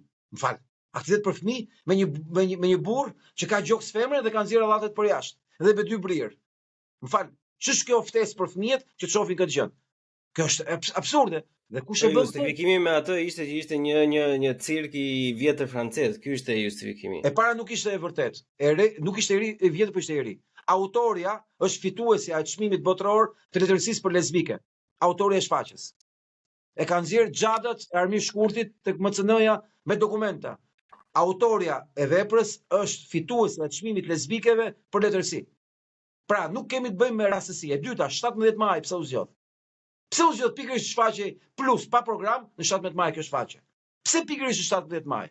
Ndërkohë që ritualet satanike që ne pam atje, të pakuptueshme surreale, ishin ekskluzivitet për fëmijët. Kjo nuk ka kuptim. Ti mund të bësh një shfaqje surreale, po pse do ftosh fëmijët? Ndërkohë ftesa ishte ekskluzive për fëmijët. Madje ajo Laxoxe mbante shënime, kujt i kishte çuar ftesën VIP dhe kush nuk i vinte ke karrika që kishte shënim emrin e saj. Që të kuptonte kush bindet dhe kush nuk bindet, kush pranon, kush dorëzohet dhe kush nuk vjen, tamam si ritualet masonerisë. Në këtë lloj kuptimi, ne kemi të drejtë që të ngrejmë këto shqetësime dhe të fillojmë kallëzime penale për gjitha këto vepra që ta kanë bërë. Ndërkohë këta na akuzojnë ne për gjë homofobike. Më fal. Përveç procedurave, domethënë dhe gjyqeve, kallëzimeve etj. Në skenën publike, nuk keni debatuar ndonjëri të anës tjetër për këtë, ose nuk ka dashur ndonjë person që të vinë në debat të hapur me juve apo me kushdo që të jetë, domethënë nga e presupozuara ana tjetër, domethënë që të debatoni si, le të themi, po marrim rast laboratorik si dy palë që debatojnë një tematik të caktuar, por në dy kundërshtime të ndryshme. Nuk ka hapësirë për një farë lloj debati publik, një përplasje. Unë kam kaq vjet që kërkoj debat publik dhe më mohohet e drejta në mënyrë ekskluzive me emrin tim. Koalicioni Pro Familjes, që ka si drejtues të nderuarin pastor Akil Pano, ka quar emrin tim zyrtarisht përgjatë gjithë muajit maj në të gjitha televizionet si folës përballë palëve, pra përfaqësues koalicionit. Ka quar emrin tim, emri më është refuzuar në të gjitha 10 televizionet që u thash.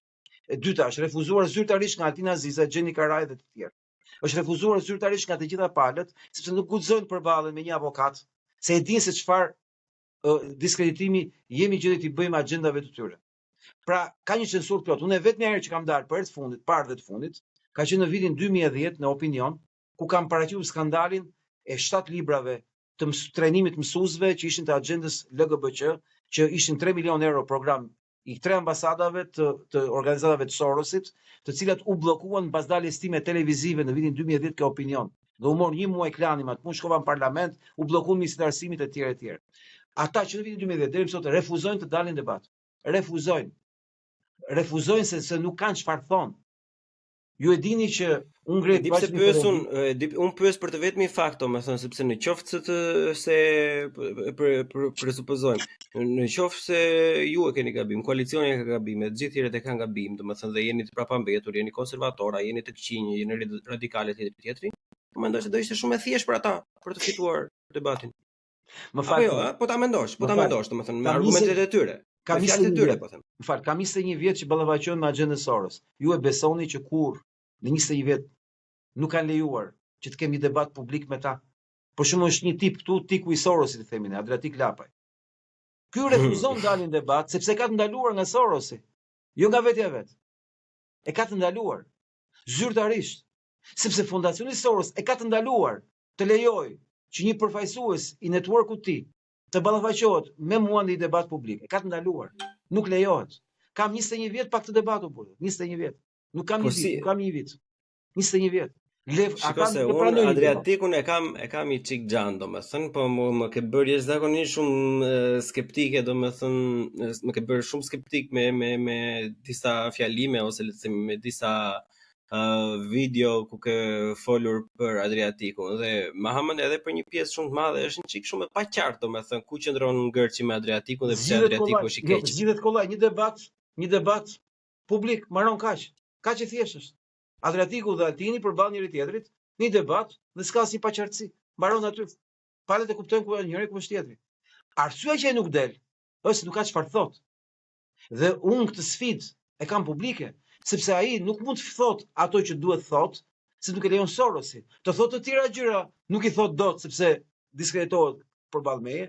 Ai është në një thik me dy presa, përballë Sorosit dhe Altinit. Po të thot ato që do Sorosi, s'ka nevojë dalim në publik. Po të thot ato që si do Sorosi, Sorosi nuk e lejon dhe ai nuk del dot publik. Dhe ai nuk del dot sepse nuk argumenton dot arsyet që un kam dhënë që ai po i shërben mafjes Soros me politikën e lëvizjes tij. Është një organizatë për të gjithë ata njerëz që nuk e dinë, edhe Mahamënia mund të ketë disa që do të dëgjojnë për herë të parë, si gjë që e vën dyshim që ta dëgjojnë për herë të parë, por që për gjithë ata që dëgjojnë për herë të parë. Ku dallohet që Adriatik Lapaj mund të jetë shërbyesi i agjendës Soros?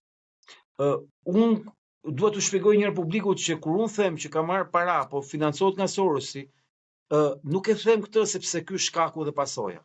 Unë këtë e them vetëm si një gjurmë, kur thua ja gjurmët e ujkut.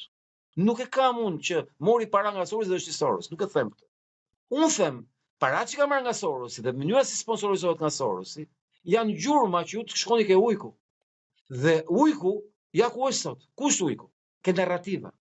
Tani pyetja është, në momentin që Tiku propozon në një projekt ligj për votën e diasporës dhe për komisionin zgjedhor, terminologji të tilla që sot do t'i korrigjoj pasi ka dalë blof pas aksionit ton në KQZ prej 7 muajsh ku kemi paraqititur dokumentat tona si do të jetë reforma zgjedhore etj. Tiku kërkonte që votat të bëjë me postën shqiptare. E ndroi para 3 javësh kur parlamenti mori shqyrtim votën e sigurt ndërkombëtarë që kishin propozuar ne 4 muaj më parë. Pra e kishin propozuar ne, kur ai kishte propozuar me postën shqiptare. E dyta, kishte propozuar që mund të bëhet dhe me votim elektronik, që ne kemi refuzuar dhe po ai sot thot, jo po elektronikun e kontrollon patronazhistët. Kur ne tham që duhet të votojë diaspora dhe për zgjedhjet lokale dhe kombëtare, ai thoshte vetëm për lokalet. Kur thoshim neve që s'duhet preket kushtetuta, se po i dhe Ramës me prek kushtetutën, do e bëni siç e bëri me firmën e Tikut, në 2020-ën, me firmën e Tikut, që mblodhen 50.000 firma gjoja, që nuk i mblodhen 50.000, po gënjuen të dyja parë, dhe parlamenti që i morë dhe këta që i dorëzuan, se kur nuk i treguan ato, se nuk kishin mbledh 50.000 firma, dhe atëre Rama ndroi kushtetutën në bazë kërkesës Tikut dhe Endri Shabanit. Ndroi kushtetutën duke zhdukur koalicione, duke dhënë vetes 7 deputet plus, që si kishte Rama, i mori vetëm me një formullë thjesht me propozimin e Tikut dhe Endri Shabanit për ndryshuar kushtetutën. Dhe ne themi, zot japim Ramës ndryshimin kushtetues, se po ja dham, do ndryshoj prap Lora, do i bëj prap këto gjëra. Dhe nuk ka nevojë me ndryshuar kushtetutën. Ku gjykata kushtetuese ka përcaktuar të drejtën ekskluzive të diasporës për votim dhe të drejtën e listave të hapura, që shumë e rëndësishme, listave të hapura, që duhet jenë të hapura, ka thënë gjykata kushtetuese. Është gjithë kjo punë. Pra, me këtë kushtetues kemi pse ndrojmë, se me këtë kushtetues ka vepruar gjykata kushtetuese. Por ajo që mund të them është për të fleksuar se dua ta theksoj pak këtë pjesën se un jam një ndër nismëtarët e asaj lëvizjes që kemi krijuar #dua të votoj 2025 dhe sot që ne po regjistrojmë që i bie diku 2-3 ditë përpara se të dalë episodi, miqtë tanë kanë qenë në Milano të infiltruar brenda në stadiumin edhe i falenderojmë nga zemra Arildën Arbrin edhe të gjithë të tjerët që ju kërkojnë ndjesë si mbaj mend emrin që na keni përfaqësuar në një mënyrë jashtëzakonisht shumë të mirë dhe që më bën krenar që më ftuat tek kjo lëvizje dhe që të jep pjesë e saj. Vazhdojmë. Doja thoja që ajo që përcakton më shumë këtë historinë e Tikut nuk janë thjesht narrativa. Është vetë historia si funksionon. Në qoftë se ne në muajin maj shpallëm që do bëjmë lëvizje politike në vitin 2023 dhe na u bllokua çdo televizion për të komunikuar. Dhe Tikut ju hap çdo derë e Endri Fugës për të folur, më dëgjoni me vëmendje, çdo natë Endri Fuga i krijonte Tikut Sorosit hapësirë ekskluzive të fliste. Kur ne çuam dokumentat në gjykat në 7 korrik 2023 për të regjistruar lëvizjen ton konservatore shpreson që do bëshim pjesë e reformit dhe formacionit politik, Tiku që çoi me një avones nga ne, ju regjistrua që javën e parë shtatore, kurse neve na u dha vendim negativ 9 dhjetor duke shkelur çdo ligj për ne, sepse ne duhet të ekzistojmë, duhet të ekzistojë Tiku. Çdo televizion që na i jep Tikun çdo natë, pyetja është cilët gazetar, cilët redaksi krijojnë këtë hapësirë në këtë kohë censure, kur dihet që komanda vjen nga Endri Fuga, kuptohet qartë, sepse këtu kemi Endri Fugën të interesuar. Shkojmë ke Andi Dobrushi, drejtori i Fondacionit Soros. Drejtori i Fondacionit Soros njihet në gjithë shoqërinë civile shqiptare si një mbështetës i Tikut. Çdo gazetar që punon në median shqiptare të pohon rekomandimin e Sorosit që Tiku të dalë në televizor me çdo kusht. E treta, Tiku nuk është Tiku. Tiku është Tiku i Sorosit. Pse? Sepse gjithë promovimi i tij gjatë vitit 2013 deri në vitin 2024 është ekskluzivitet i Fondacionit Soros, i parave të paguara nga fondacioni që Tiku të bredhi Europën dhe botën zyrtarisht në konferenca. Se Tiku thot nuk ka marrë asnjë lekë, thotë i kanë paguar gjithë njerëzit. Domethënë këto që bëjnë tash me Shqipëria bëhet. Kështu thot. Okej. Unë fola për sot. Sot mbase Sorosi nuk do të blej gjurmë dhe nuk e financon. Unë po them, çfarë ka bërë 10 vjet. 10 vjet. 10 vjet Tiku thot unë jam paguar si avokat, nuk është e vërtetë. Kjo është gënjeshtër që prandaj nuk del dot debat, unë tregoj dokumentin. Në dokumentin që kam unë, Tiku nuk është në rolin e avokatit, sepse avokati si Tik do të ishte në rolin e avokatit në sallë. Nuk mund të jetë Tiku organizator, tryezash të Fondacionit Soros në programin e pandëshkueshmërisë që quhet. Një njerëz që organizon në krah të drejtorit të fondacionit konferencën nëpër Shqipëri nuk është avokat, apo jo, është organizator. Avokati shkon në gjyq. Unë po flas për organizator. Dhe ky e ka marrë licencën e avokatit në muajin shkurt 2014. Në muajin shkurt 2014, ky ka marrë licencën e avokatit, ka filluar punë te Sorosi si avokat sipas Tikut. Pyetja është, në cilin rast Fondacioni Soros punson një avokat pa përvojë. 3 vjet e ka minimumi në punët e avokatisë. Po avokati po themi në program, se për punët e veta e ka 7 vjet. Ndërkohë Tiku e ka mbyllur LinkedInin, sepse LinkedInin e tij shkruan të zyrtarisht avokat i Fondacionit Soros, zyrtare në LinkedIn. Ka politikan pa LinkedIn vlla, mos me ditë se kush është pa CV. A keni parë në CV Tikut Sorosit deri më sot jetën tuaj? A mund të ketë një politikan që fshet të shkuarën e tij? Po pse e fshet? Sepse shkuara e tij lidhet totalisht me Fondacionin Soros. Aktivitetet e tij ndërkombëtare, jo sot, para një viti po them, e 10 vjet rresht. Sa i thot, kam mbledhur shumë konferenca, seminare. Unë e sfidoj publikisht, na trego burimin e parave të shkuarjes tënde, unë e tregoj ku kam shku. Kush ka paguar? Ka paguar dhe Sorosi mu para vitit 2003, rrugë e shtetit. Unë e them publikisht kush ka paguar çdo rrugë, sepse po të pagoj dikush, ai ka një lloj pushteti mbi ty. Pse? Po kjo është një indicie avokat, më fal që të ndërpres përsëri, të kërkoj ndjesë për këtë. Kjo është një indicie. Tani, kemi një rast për shembull ku ka pasur një periudhë që ka paguar Sorosi ku dëgjon, një konferencë apo tjetri. Nuk është e mundur që e njëjta gjë të ndodhi dhe me Adriatik Lapaj, domethënë që ka shumë e thjeshtë që të këndruar mendje tash, domethënë që mos jetë me atë. Është e mundshme plotësisht. Ja, komplet ta jap përgjigjen. Më thoni diçka që bëri Tiku që nuk i duaj Sorosit. Më thoni diçka që bëri Altini që nuk i prishte punë Sorosit. Është shumë e thjeshtë, 2 lëvizjet tona. Shpresoni që ne kemi edhe këtu në podcastin tonë mbrapa në logo. Dhe lëvizja e Tikut, Shqipëria bëhet, kanë 2 narrativa të kundërta kur vjen puna ke agenda për Shqipërinë. Ajo që thot Tiku është ajo që do Sorosi. Ajo që do Altini është ajo që nuk do Soros. Po thjesht fakt. Marrë pse? Tiku nuk e pranon që ka një agent për shpopullimin e Shqipërisë. Pse nuk e pranon? Se po thot agent del autori. Dhe janë dokumentat që vërtetojnë. Tiku ka mohuar 10 vjet të përdorë fjalën shpopullim. Ka refuzuar ta përdori. Se ishte dalkosh nga Fondacioni Soros, ja fjalë. Ishte narrativ zyrtar, dalohen këto fjalë, lejohen këto fjalë. Pra çdo gjë ka thënë disa herë tash, ja thotë ka thënë Ramës kështu apo. Një vit. Jo largim. Jo, shpopullim, ha. Është term kundër Sorosit fjala shpopullim, prandaj. Këta kanë frikë. Arlin Qorri më ka thënë trosh në ballafaqim publik. Ka thënë zyrtarisht, unë refuzoj ta përdor dëbim shqiptarëve, shpopullim shqiptarëve, se kjo është teori konspiracioni që kërkon të synoj agenda caktuara. Dhe unë kam thënë, po prandaj të që ti je Sorosit. Koncepti qëndron që narrativa, politika, agenda, veprimi përcaktojnë se kush je dhe çfarë bën. Të gjitha fjalët që thot Tiku i Sorosit dhe lëvizja janë të gjitha ato që investon Fondacioni Soros. Fondacioni Soros kërkon të shmang akuzën që i bëhet Fondacioni Soros nga narrativa. Çdo thot, kur ne flasim për agjendën shpopullim dhe targetojmë Sorosin, Sorosi thot, kjo s'po ndodh në Shqipëri, kjo po ndodh në gjithë botën, s'po e bën Sorosi. Këtë fjalë e thot dhe Tiku. Kur ne themi që reforma Soros drejtësi, shkatroi drejtësinë, synon këtë gjë, e ka bërë Sorosi, Tiku thot, ka probleme, po ne mbështesim fuqimisht. Çdo fjalë që themi dallohet vetëm ke narrativa e Sorosit. Pra, për të kuptuar Tikun, nuk ka nevojë dëgjosh Altinin. Merr atë që thot Tiku, merr atë që thot Altini, vendos Sorosin mes dhe kupto kujt i shërben njëri, kujt i shërben tjetri. Pra, nuk janë parat ato që thonë ja ku është ujku. Parat tregojnë ku janë gjurmët. Ne po ju tregojmë ujkun sot. Kujt i shërben ajo që bën Tiku? Ajo që shërben Tikut, ta them unë, shif leadershipin e Tikut. Nga i pari, deri tek i fundi janë të gjithë uokët liberal të George Soros. Të gjithë personazhet e përfshira në këtë organizat janë njerëz kundër Trumpit që thonë Trumpi e keqja njerëzimit.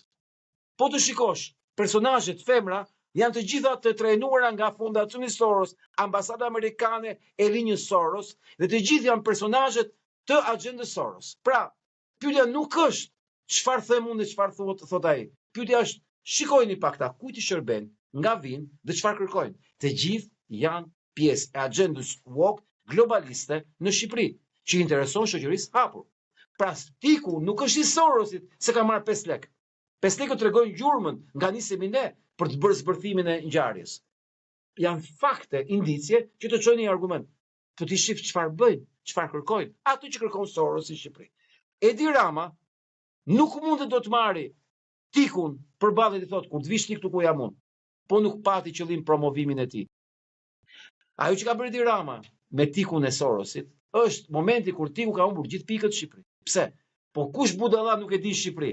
Që po të morim Rama në debat dhe thot kur vish ti këtu ku jam unë, pra kur bësh ti kryeministër, nuk është promocioni Edi Ramës. Rama nëse me dalë televizorët që s'kemi lidhje me të fare, edhe më na japin e mundësinë e debatit. Pra Rama thot, këta kam kundërshtarun, këtë njofun, ky është ai që kam kundër me. Dhe kur e nisi lëvizjen Tiku, t'ja kujtoj pak, kur ne kishim protestat më të rëndësishme për të studentët nga vaksinimi, Tiku bëri diversionin e protestës për çmimet, duke mos pranuar t'i dalin në mbrojtje në protest studentëve që të mos vaksinoheshin, sepse Soros nuk e lejonte gjë kur për 100 vjet. Dhe ai bëri një diversion për të sabotuar protestën kundër vaksinave, pavarësisht se ne fituam duke u distancuar nga Tiku. Po të mos ishim distancuar nga Tiku, nuk do arrinim dot t'i mbronim studentët, sepse po ta shohësh edhe këtë javë, dhe javës që kaloi, Tiku nuk e tha i llaf, po gjys llafi, për faktin e ritualeve satanike ke liçeni. Për faktin që këta duan të bëjnë ligj surrogacie për të komercializuar, që në Gjermani konsiderohet krim i papranueshëm. Në Itali do shpahet krim universal, që as italianë s'mund ta bëjnë jashtë Italisë. Pra, po të bësh pyetje është çfarë bëri Tiku për të mbrojtur gratë shqiptare nga surrogacia, për të mbrojtur rinë shqiptare nga sterilizimi, për të mbrojtur familje shqiptare nga adoptimi i fëmijëve edhe nga agenda për të futur në shkolla dhe nga martesat për. Asgjë, pse? Po këtë thot Soros, nuk e thot Altini. Pra nuk gjen në Tiku ke fjalë që thot Altini për paratë e Sorosit. Tiku i Sorosit gjendet tek narrativa e Tikut, që është e njëjta gjë që prodhohet në zyrat e fondacionit Soros. Domethënë është e gjitha është një cirk i madh, domethënë nuk është kundërshtari i Tikut Rama. GN9 2009 me Erion Velin, identik. Kotre ja personazhe të njëjta. E njëjta histori. Ku ka thënë fjalë këshia Erion Veli, ku fjalë të mira thoshte vetë, bukura thoshte vetë. Do bëjmë këtë, do bëjmë atë. Ku ndryshon Tiku nga Erion Velia. Madje Tiku më quhet fotokopi i Erion Velis, por është më i aftë në speech, me atë mënyrë e trajnuar të foluri pak vulgar, kështu pak si dialektor etj. Atë e bën mirë, atë që e ka, jepi Cezarit çaj takon Cezarin, atë e bën mirë. Po kërkojmë zgjidhje për Shqipërinë, jo për teatrin kombëtar. As për estradën. Do jetë një short shumë i bukur jo. E di çfarë lind pyetja? Se një njeri i thjesht si puna ime, avokat. Nëse këta janë ata që janë, me këtë lloj fuqie, e thën shqip fare. Si nuk e frikë o buri dhe. Dgjoj, se shpytje shumë e thjeshtë. Në rastin më të keq do fitoj parajsën. Në rastin më të mirë do fitoj edhe parajsën dhe Shqipërinë. Koncepti është që un kam vite që jam angazhuar këtë gjë, po nuk jam vetëm. Kjo është shumë e rëndësishme. Kur flas unë, dalun dhe flas këtu, ty duket se po flas unë, nuk po flas unë. Po flas unë dhe shumë të tjerë. Unë më tepër jam sintezë e shumë opinioneve, pikpamjeve dhe qëndrimeve dhe rezistencës shumë njerëzve.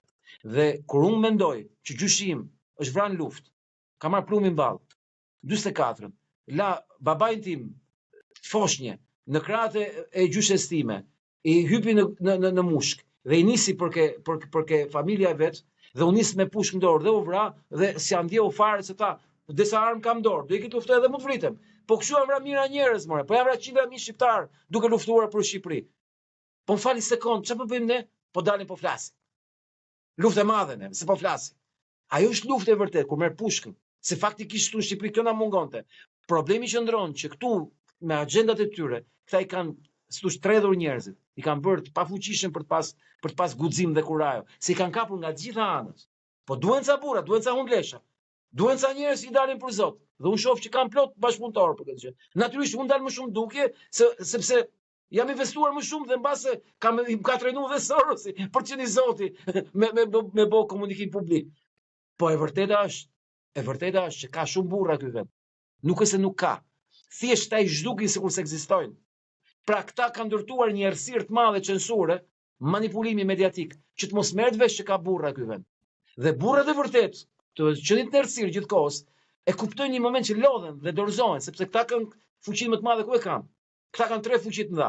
Të godasë ke familja, ke buka e gojës fëmijës, madje edhe ke jeta e fëmijës. Këta të mbyllin çdo lloj hapësire që ti të kesh një karrierë. E treta që kanë këta që kanë shumë fuqishme, këta kanë një sistem të tërë që të detyron çdo ditë të thotë, ama lekët mund çfarë duhet ty. Po lese s'do e zgjidhësh, do shpëtosh botën ti. I ka rreth lekët punë. Ajo është kanceri më i madh i shoqërisë, kështu e quaj. Unë e quaj kanceri më i madh i shoqërisë shqiptare, por jo vetëm shqiptare, se ndodh në shumë të tjera, por unë flas për aty ku më dhëm, domethënë, është kanceri më i madh, është ajo pjesa që apo çfarë do bësh ti. Po ka qenë bura më të mëdhenj se ty s'kam për asnjë gjë çfarë do bësh ti. Pse flet të blon? Ça podcasti bën, çfarë do bësh ti me podcastin, harxhon kohën. Pse nuk ikë valla pina një birë andej, ç'pun ke ti, merr del ti flet aty. Për njerëz që kupton, ne kam dëgjuar shumë, po unë tani jam ftohur nga kjo pjesa, nuk më vëmë përshtypje fare këtë. Domethënë ka ikur ajo, është e kaluar tashmë pjesa ku mua më ndihesha ore dalë, mos jam budallaj këtu, ç'u bëj. Dgjoj, do vi një moment që ata që nuk flasin dhe që i çajnë me derën atyre, fal për shprehjen, atyre që flasin, do ta paguajnë shumë shtrenjtë ke shtëpia e tyre. Dhe kur t'u vinë mend, do gjykojnë nga fëmijët e tyre. Po do jetë vonë se s'do kenë çfarë të thonë. Sepse në fakt kjo luftë që ne po bëjmë ka të bëjë me të ardhmen, jo me të tashmen. Sepse nuk do ketë mas të ardhme, po nuk luftuam sot për ta mbrojtur këtë të ardhme. Sepse ardhme do jetë shumë herë më regresive se sa e tashmja, qofse nuk do ta ndalojmë. Dhe guximi për të luftuar është vërtetuar që shpërblehet. Pse? Se ne bëjmë pjesën tonë, Zoti bën pjesën tjetër. Po sta bën Zoti pjesën e vet, po nuk bëre ti pjesën tate. Parimi është ti duhet bësh luftën tënde, të vogël, të madhe, aq sa e ke mundsinë, sepse vetëm kjo lloj lufte përbashkët e shumë palëve dhe aq më mirë kur koordinohen dhe bashkohen, arrin të krijojë arsyen pse Zoti duhet vëjë një dorë. Ndryshe, Zoti nuk vepron as pak, se nuk meritohet. Dhe unë besoj që lëvizjet tona, të vogla, të mëdha, si to që të jenë, nuk kanë asnjë kuptim, po nuk besove që ka dhe një Zot që vepron, sepse është ai që bën balancën e të mirës dhe të keqes. Është ai që ta jep mundsinë ose ta heq mundsinë. Pse? Sepse në thelb ateizmi që këta kanë shpikur është pikërisht për demotivuar njerëzit që ti s'ke asnjë peshë, asnjë gjë, s'do bësh asgjë, sepse duke zhdukur prezencën e dorës së Zotit, ti kupton, po jam një asgjë, unë jam një pikë në oqean, ç'do bëj? Asgjë. Kur ti beson ke Zoti, ti beson që ka dhe një dorë më të fuqishme se dora e të keqes, e të keqit, e të ligut, e të ligës. Dhe kjo është arsyeja kryesore që ta nuk duan që të përmendet besimi në Zot. Se këtë kanë frikë ata, fuqinë e madhe që ka veprimi jot nëpërmjet asaj që quhet dora e Zotit. Unë dëgjova, jo nuk e dëgjova, e lexova më saktë dhe konfirmova nga miqtë e mi sepse nuk doja të reagoja dhe në fund pastaj e lash fare. Unë Hazdira e kam pa Harizaj si e ka zotëria që ai personi që merret me këto të drejtat e fëmijëve në Shqipëri. Altin Hazizaj. Po, Hazizaj, më fal. E kam pasur në podcast para shumë kohësh në fillimet e mia kur le të themi nga gjysma nga 40 e ca e mbaj mend kemi folur për diçka që në fakt rrela ka qenë shumë e mirë, ka qenë për dhunë në familje, ka qenë thjesht për keq trajtimin e fëmijëve dhe ishte shumë mesazh i mirë që ka dhënë atë ditë, domethënë për ato që kemi folur ka dhënë një mesazh vërtet shumë të mirë dhe ka treguar disa metoda domethënë për paralimin e dhunës etj, por kur pash para disa ditësh partija nuk e mbaj mend pjesën që është më keqja më e madhe është feja dhe besimi etj.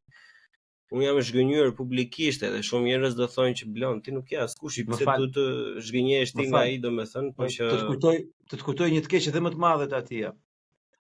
Ai reprezenton shifra të tmerrshme Shqipëri kundër familjes. Ai thot 1 në 3 fëmijë dhunohet seksualisht nga familja apo nga të tjerë. Fal, ku ndodh kjo në Shqipëri? Kjo është një mashtrim. Nëse ka një midis të mbrojtur dhe të shëndetshëm në raport me Europën, Shqipëria është e tillë. Nuk ka 1 në 3 fëmijë të dhunuar seksualisht. E dëgjoj dhunim seksual. Është fjalë shumë e rëndë. Ai e bën këtë për të degeneruar respektin që ne kemi për familjen, duke i bërë familjet shqiptare sikur janë qendra pedofilie dhe incestesh. Kjo lloj mënyrë narrative ndyrë që ai shpik çdo vit është pjesë e agjendës për dekonstruktuar dhe demontuar familjen si vlerë dhe mbi gjitha si kështilla më e lartë dhe më e fuqishme e mbrojtjes çdo fëmie, që është familja.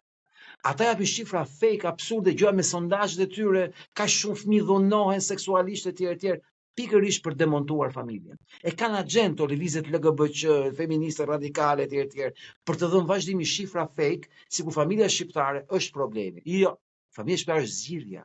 Problemi është shoqëria, problemi është shteti, problemi është kultura, bombardimi.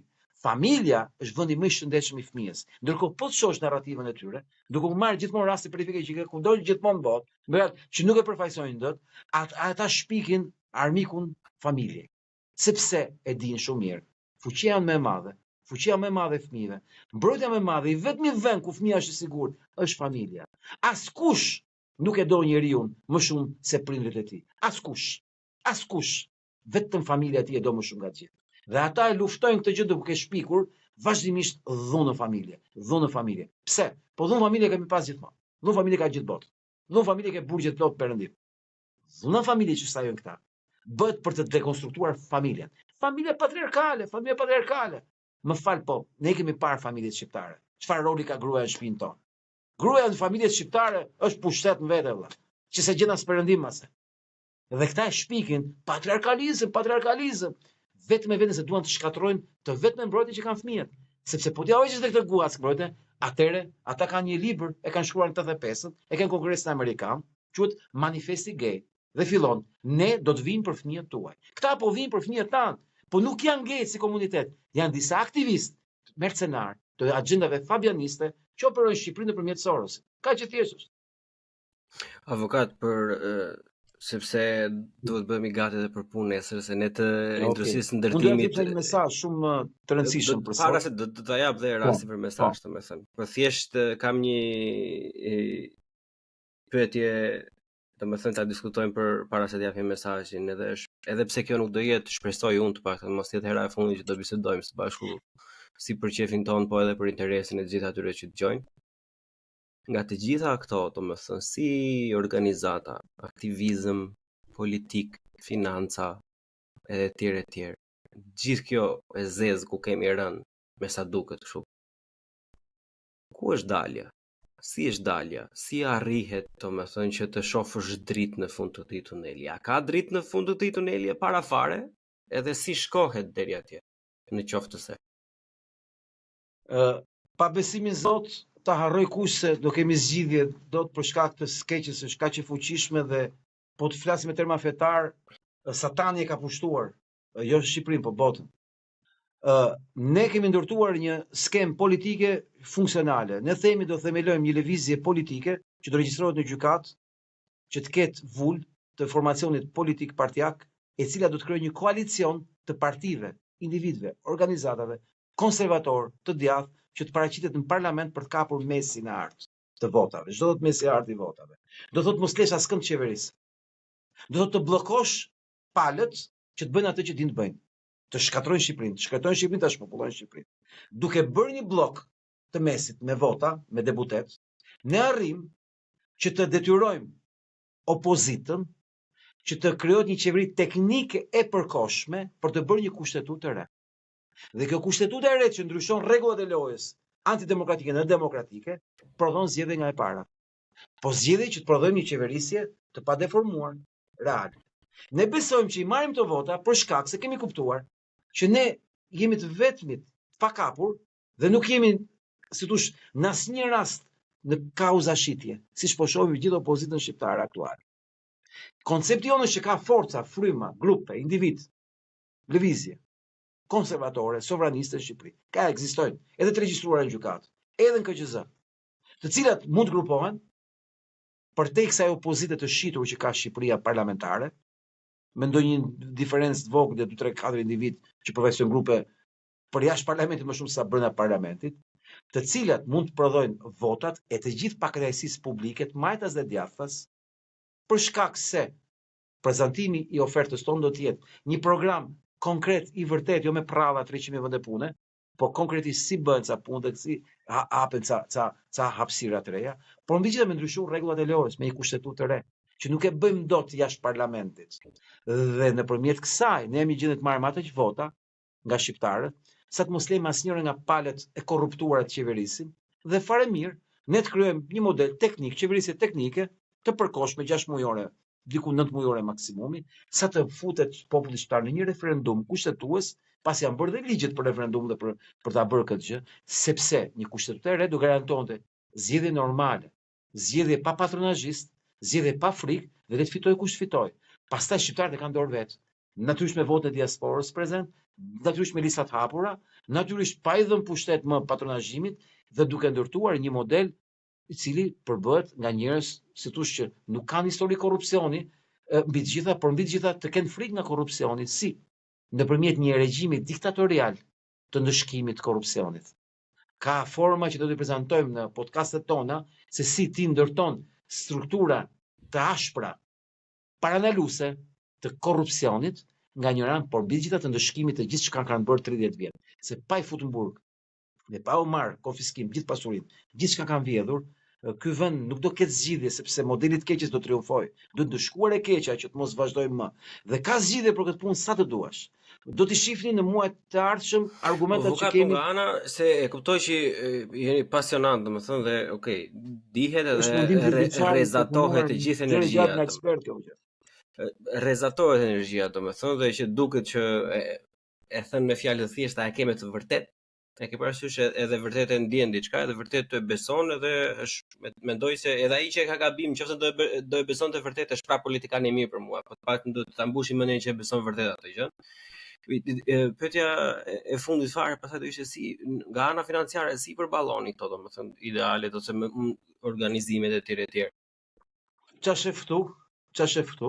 Po. Është një podcast që është krijuar vetëm me parat e qytetarëve shqiptar. Çdo gjë që shef.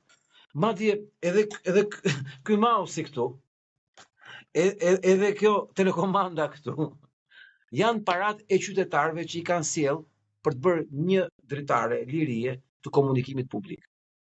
Koncepti është që duket sikur duhet shumë para për të ftuar të keqen. Nuk duhet shumë para për të ftuar të keqen. Duhet shumë zemër për të ftuar të keqen. E dyta, duhet garanci që ato 5 lekë që merr nga populli për të bërë diçka, duhet vinë nga burimet pastra dhe ti të mos e shishitur dhe i blerdas nga ato para.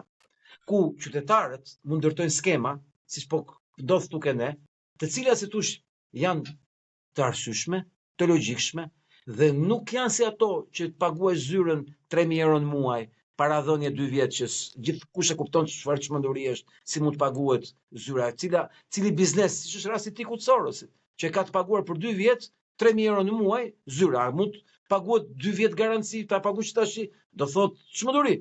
Po pra kuptohet se janë para që vinë në grante direkte, merri këto për këtë dhe dihet se nga vinë. Koncepti qëndron që në Shqipëri ne besojmë që me teknologjinë e informacionit jemi në gjendje të sigurojmë regjistrimin në gjykatë. Jemi në gjendje të regjistrohemi edhe në KQZ. Në moment që jemi të regjistruar edhe në gjykatë dhe në KQZ për të paraqitur si forcë politike zgjedhje, varet nga fryma e qytetarëve dhe nga parat, se çfarë ti, sepse edhe duke qenë censur, s'ka fushat më të mirë, si tha Donald Trump. E bëra fushatën, tha, me paratë e Clintonit kundër meje në vitin 2016. Koncepti qëndron që neve nuk na vret censura për fituar zgjedhjet. Ne na fuqizon censura. Se kupton dhe lopa, pse i majnë këta në censurë më dha? Pse nuk duhet dalin dhe këta të flasin siç nxjerrin Tikun për natë? Pse nuk duhet flasin këta? Se këta duket nuk që kanë me këta. Dhe çfarë duan shqiptarët? Se ti e the vet, duan garanci valla, që nuk janë dhe këta si të tjerët. Po ku ka garanci më të madhe se censura? Fakti që s'ten me fol, as opozita as ta. Fakti që ke gjithë kundër, me opozitë me pushtet. A ka garanci më të madhe që ne nuk jemi si këta? Fakti që s'ta lejnë. Dhe kjo censur është arma jonë më e fortë elektorale për të siguruar mbështetje nga elektorati. Unë shpresoj, domethënë, seriozisht si person të uroj shumë suksese. Që është goxha i goditur, domethënë, dhe ju ftoj njerëzit domethënë ta ndiqni edhe thjesht hapni horizont, domethënë me një mendje të hapur pas gjykim, dëgjoj sikur dëgjon një fëmijë, domethënë që nuk e di, mund të thoj ndonjë gjë shumë të mëndshme, të dalë gjeni, mund të thoj ndonjë gjë normale që thon fëmijët. Po vërtet ju uroj shumë suksese, domethënë edhe më bëhet qefi që ka persona domethënë që pavarësisht se sa do të jep edhe një mesazh. Patjetër. Ne sot filluam e transmetuam edhe ke Fax News që çdo ditë presim kontakte nga qytetarë që duan të mbështesin mbledhjen e firmave për koalicionin ton që po krijojmë, që fillon me lëvizjen Shpreson për një listë qytetare të hapur, çdo vit do mbushet nga grupe, nga individ për të qenë një ofertë e re politike qytetare në zgjedhjet e ardhshme. Ne kemi shumë nevojë për njerëz që mendojnë si ne, që mund të lexojnë te faqja lëvizja Shpreson.al, te faqja shpreson.al, mund ta gjejnë aty informacionin se çfarë ne prezantojmë, çfarë duam të bëjmë. Kush jemi ne? Kush janë parimet që na bashkojnë? Çfarë duam të arrijmë? Dhe nëse ata e ndjejnë që kanë pikpamje përbashkëta, të përfshihen dhe ne kemi një numër telefoni shumë thjesht 067 200 4545. Më thjesht ka 067 200 4545 të na shkruajnë. Se ne po kryojmë këtë javë rrjetin e mbledhjes firmave. Kemi bërë gati gjithë skemën, kemi bërë gjithçka dhe duam që këtë javë të mbyllim gjithë bashkitë e Shqipërisë, por dhe diasporën për mënyrën se si do të mbledhin firmat. Duam që për 2 muaj të kemi dhënë gati të çojmë gjykatë dhe të fillojmë betejën me gjykatën e Tiranës dhe të jemi gati dhe për KQZ. Sepse nga çasti çat nuk zgjedhet parakoshme, ku dihen çfarë të vëmë. Unë shpresoj, domethënë që edhe unë do e firmosja këtë, domethënë. Falenderoj shumë. Madje më fal. Kërkojmë të na firmosi çdo socialist, çdo demokrat, sepse nuk do thotë që do na votojnë ne, po të firmosin, po të jemi edhe ne me ofertën tonë, se mirë do ndikojmë, sido që të jetë zgjedhje. Aty doja të dilja edhe unë, domethënë. Unë ju ftoj të gjithëve si për shpreson, qoftë për Shqipëria bëhet, kur të bëhet, se ata janë akoma lëvizje, nuk janë bërë parti.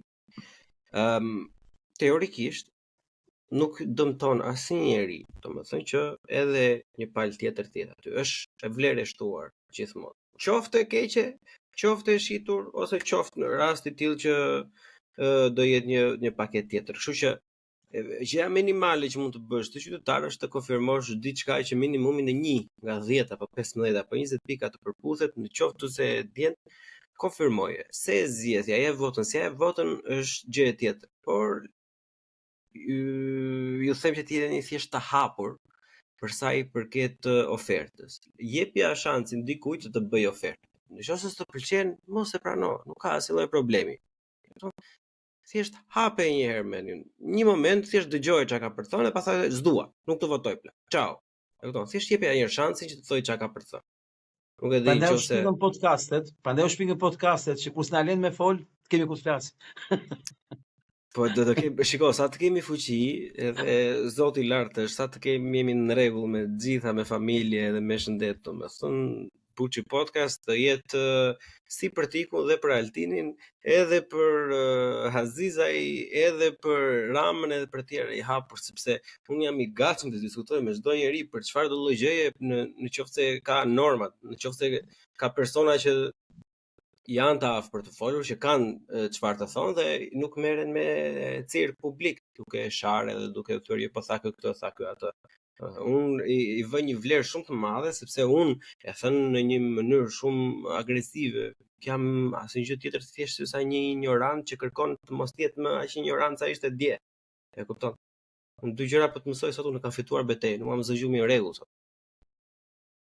Kështu që kështu unë të falenderoj përzemërsisht jashtëzakonisht shumë që madje të ftoj që kur të shohësh në një temë që të duket me interes, ne podcastin tonë kemi transformuar në një debat publik tashmë me 5 veta live, me Zoomin anash, me Skype-in, ku do kemi të hapur kushdo në çdo orë, kushdo mund të futet në një debat që bëhet live.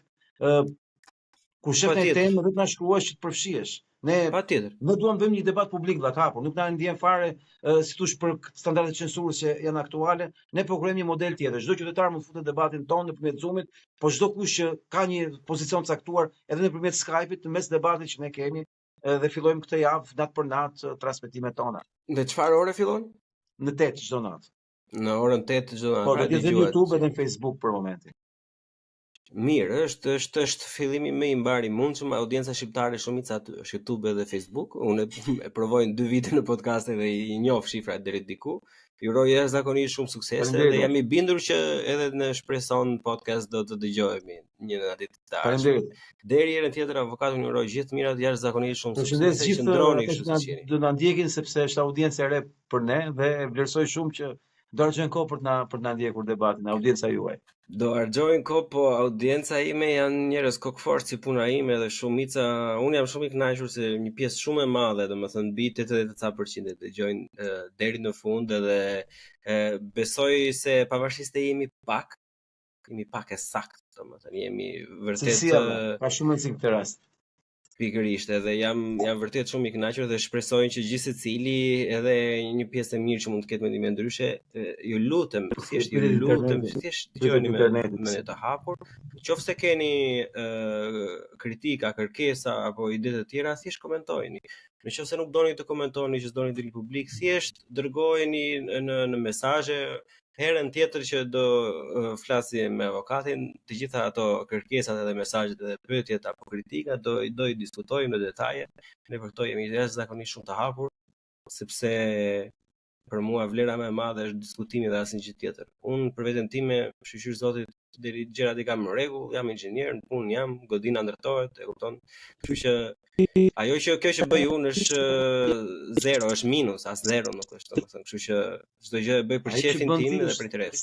Ta që do vishën në një kohë çmësuar të madhe se siç thoshte George Orwell, thua të vërtetën kohën e mashtrimit universal është akt revolucionar.